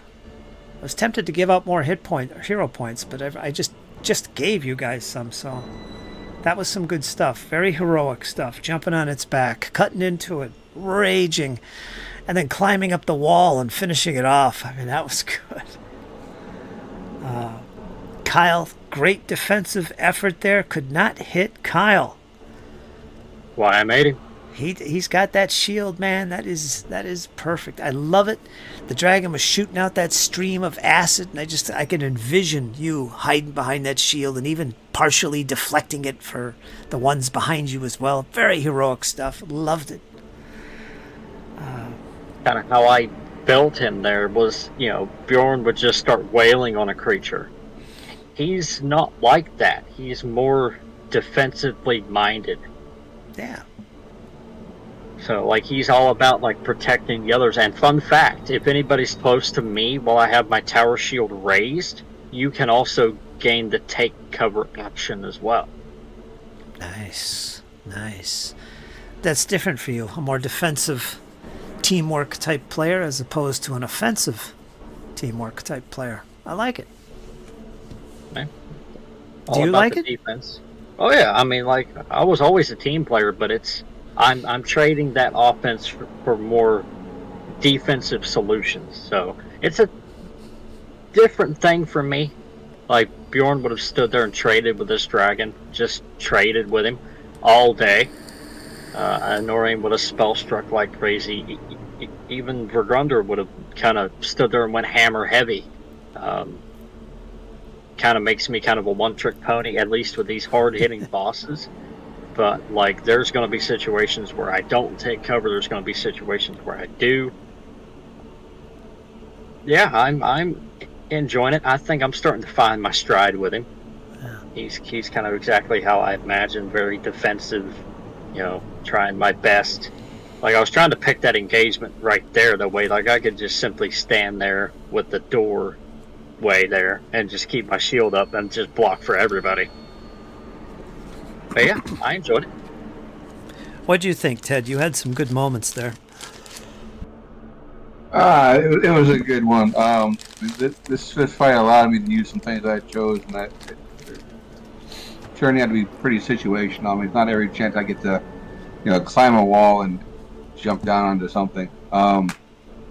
These bigger creatures, that's something that I can keep in mind that will work out, especially considering I have having that climbing speed and being able to use that, which we don't use very often, climbing stuff. Just being able to showcase the raging beast that he has, that unrelenting, unpredictable. I mean, that's what I told you. He's unpredictable. You never know what he's gonna do. He could have just went toe to toe with it, or he did what he did and scaled the wall and went cat crazy on it. It was a good job. It was a good session overall. Yeah, you got pretty creative there. What really got it for you tonight was that initial attempt to jump on his back, and you got that critical. If you hadn't have got that critical, you probably would be on the ground, and it wouldn't have worked the way we wanted it to. But you got that critical, so I let you have a little bit of leeway there. And that worked out too with him with Ruby on his back and causing the distraction, which deflected any for at least a couple rounds, or deflected attacks against the rest of the party. That was good stuff there too. I liked it. Yeah, and you finished him off. So yeah, the cat's turning out a lot better now. Key to his success is get really heroic and crazy. That'll counterbalance the bad die rolls. Yeah, good rolls tonight. Hopefully, yeah, pretty decent ones tonight. Dizzy played really restrained. You did really good again, Dizzy. You're playing very tactically sound for what you're playing, which is a healing cleric, keeping out of sight. Although you did peek around the corner and you got scared immediately. It was a small price to pay. Yeah, it was. But you played it really well. I think you guys are playing it really well. I think Rachel's still trying to figure her character out, how she can help the party, because she, if you notice, she's always doing the same type of attack. She's not being as I don't know, that I'm sure there's other things she can do. We'll see. I think she's still stretching her wings and trying to feel it out what she can do besides throw that chakram. But that's useful. You got the ranged attack. When he flew up, nobody could touch the dragon except her and the climbing cat. So that was good. Yeah, I gotta get a ranged weapon. Because outside of that, I'm useless. Yeah. You know, like I got all this armor and all this equipment. So every turn, damn. Kyle, every turn you have to Raise my shield and take cover. So that's 2 actions of 3. Every turn you got to do that? Yep. Wow. Assuming that you attack, that takes you out of cover. Mm-hmm. Yes. That's why you attack first and then you raise shield and take cover, because if you do any hostile act, it takes you out of cover. Huh. What, or at least that's how I've always played it in my head. You know, like I can't stab somebody from behind a corner if I, can't lean over enough. Yeah. What'd you say, Dizzy?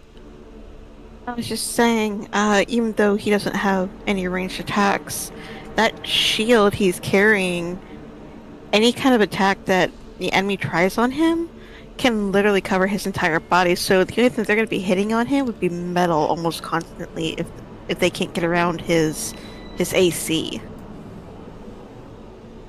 Yeah, I mean, I'm prioritizing defense over offense, and for a fighter, that's kind of very difficult. What is the cover bonus for that? Is it a 2 or a 4?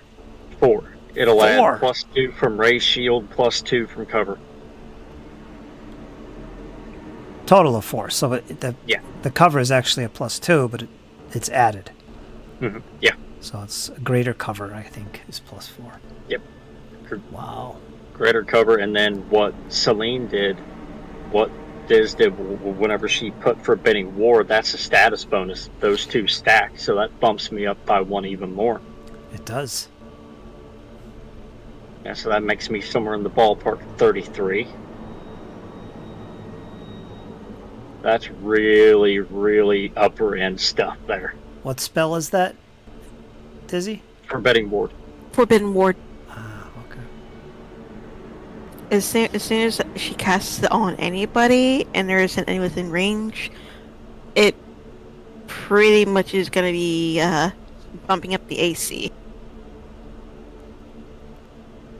Which just gets kind of stupidly high for me. Well, one more thing, the meta side of this. The dragon was actually a moderate encounter, so this could have been a wipe. You could have wiped it up, which you did. Would have took a little time. It's only a moderate encounter. I didn't really flub with them. I could have chose better attacks at better times. The spell I didn't realize was going to be ineffective against your spell. But that was cool. The dragon didn't know that, so yeah. He wasted some actions doing that spell. So I like that. And I probably should have flew him up and kept him up in the air. But that cat would have still got on my back. Yeah, either way. I was gonna say, you either have the cat, you have Aura, or you have Celine that can still do range attacks against it. Mm-hmm. So other way, that thing's still gonna be screwed. This is a great little party composition. I like what you got, a lot of variety. The cat is turning out to be really useful, being able to just climb and rage. And I think Kyle, your shield and defensive way of fighting is really changing up how you guys fight. Yeah, it's just good. There's a whole different dynamic here. I like it. It's something that's wildly different for me because, like I said before, like whenever I would play Bjorn would kind of work himself into a rage of his own, really. and he would just go ham. Ham. Like he would just swing and hits. Like just sit there and trade. Like Bjorn would be the type of person that would just stand there and trade punch for punch. Honorian was that way to a degree, but he used spell strikes and other stuff. This guy's not a soldier. He's more of a knight. So he's more of that refined kind of warfare specialist where instead of just swinging for the fences, he's actually targeting weak spots. And, like how I told you I was attacking the tail, stuff like that. He's Last a lot Wall more Survivor. defensive. Yeah. Last Wall Survivor, that's your background. I remember we talked Yes, sir. about that before. All right, folks, we're going to call it here. It was a really good session. It's fun. We get deep into this. I kind of got flustered a couple times with all these numbers floating around, but hey, that's why we play Pathfinder, to get flustered sometimes. It's good stuff. But it was quite fun. We're going to be back again next week with episode 108. Jesse should be with us. Everybody should be here, actually. Might have 5 players, and we'll see what happens. What are the companions going to do next? Now, I will mention that defeating this dragon does open up the Darklands for the Caligni, who've been trying to escape. Now, you guys, I'm not sure any of you know that.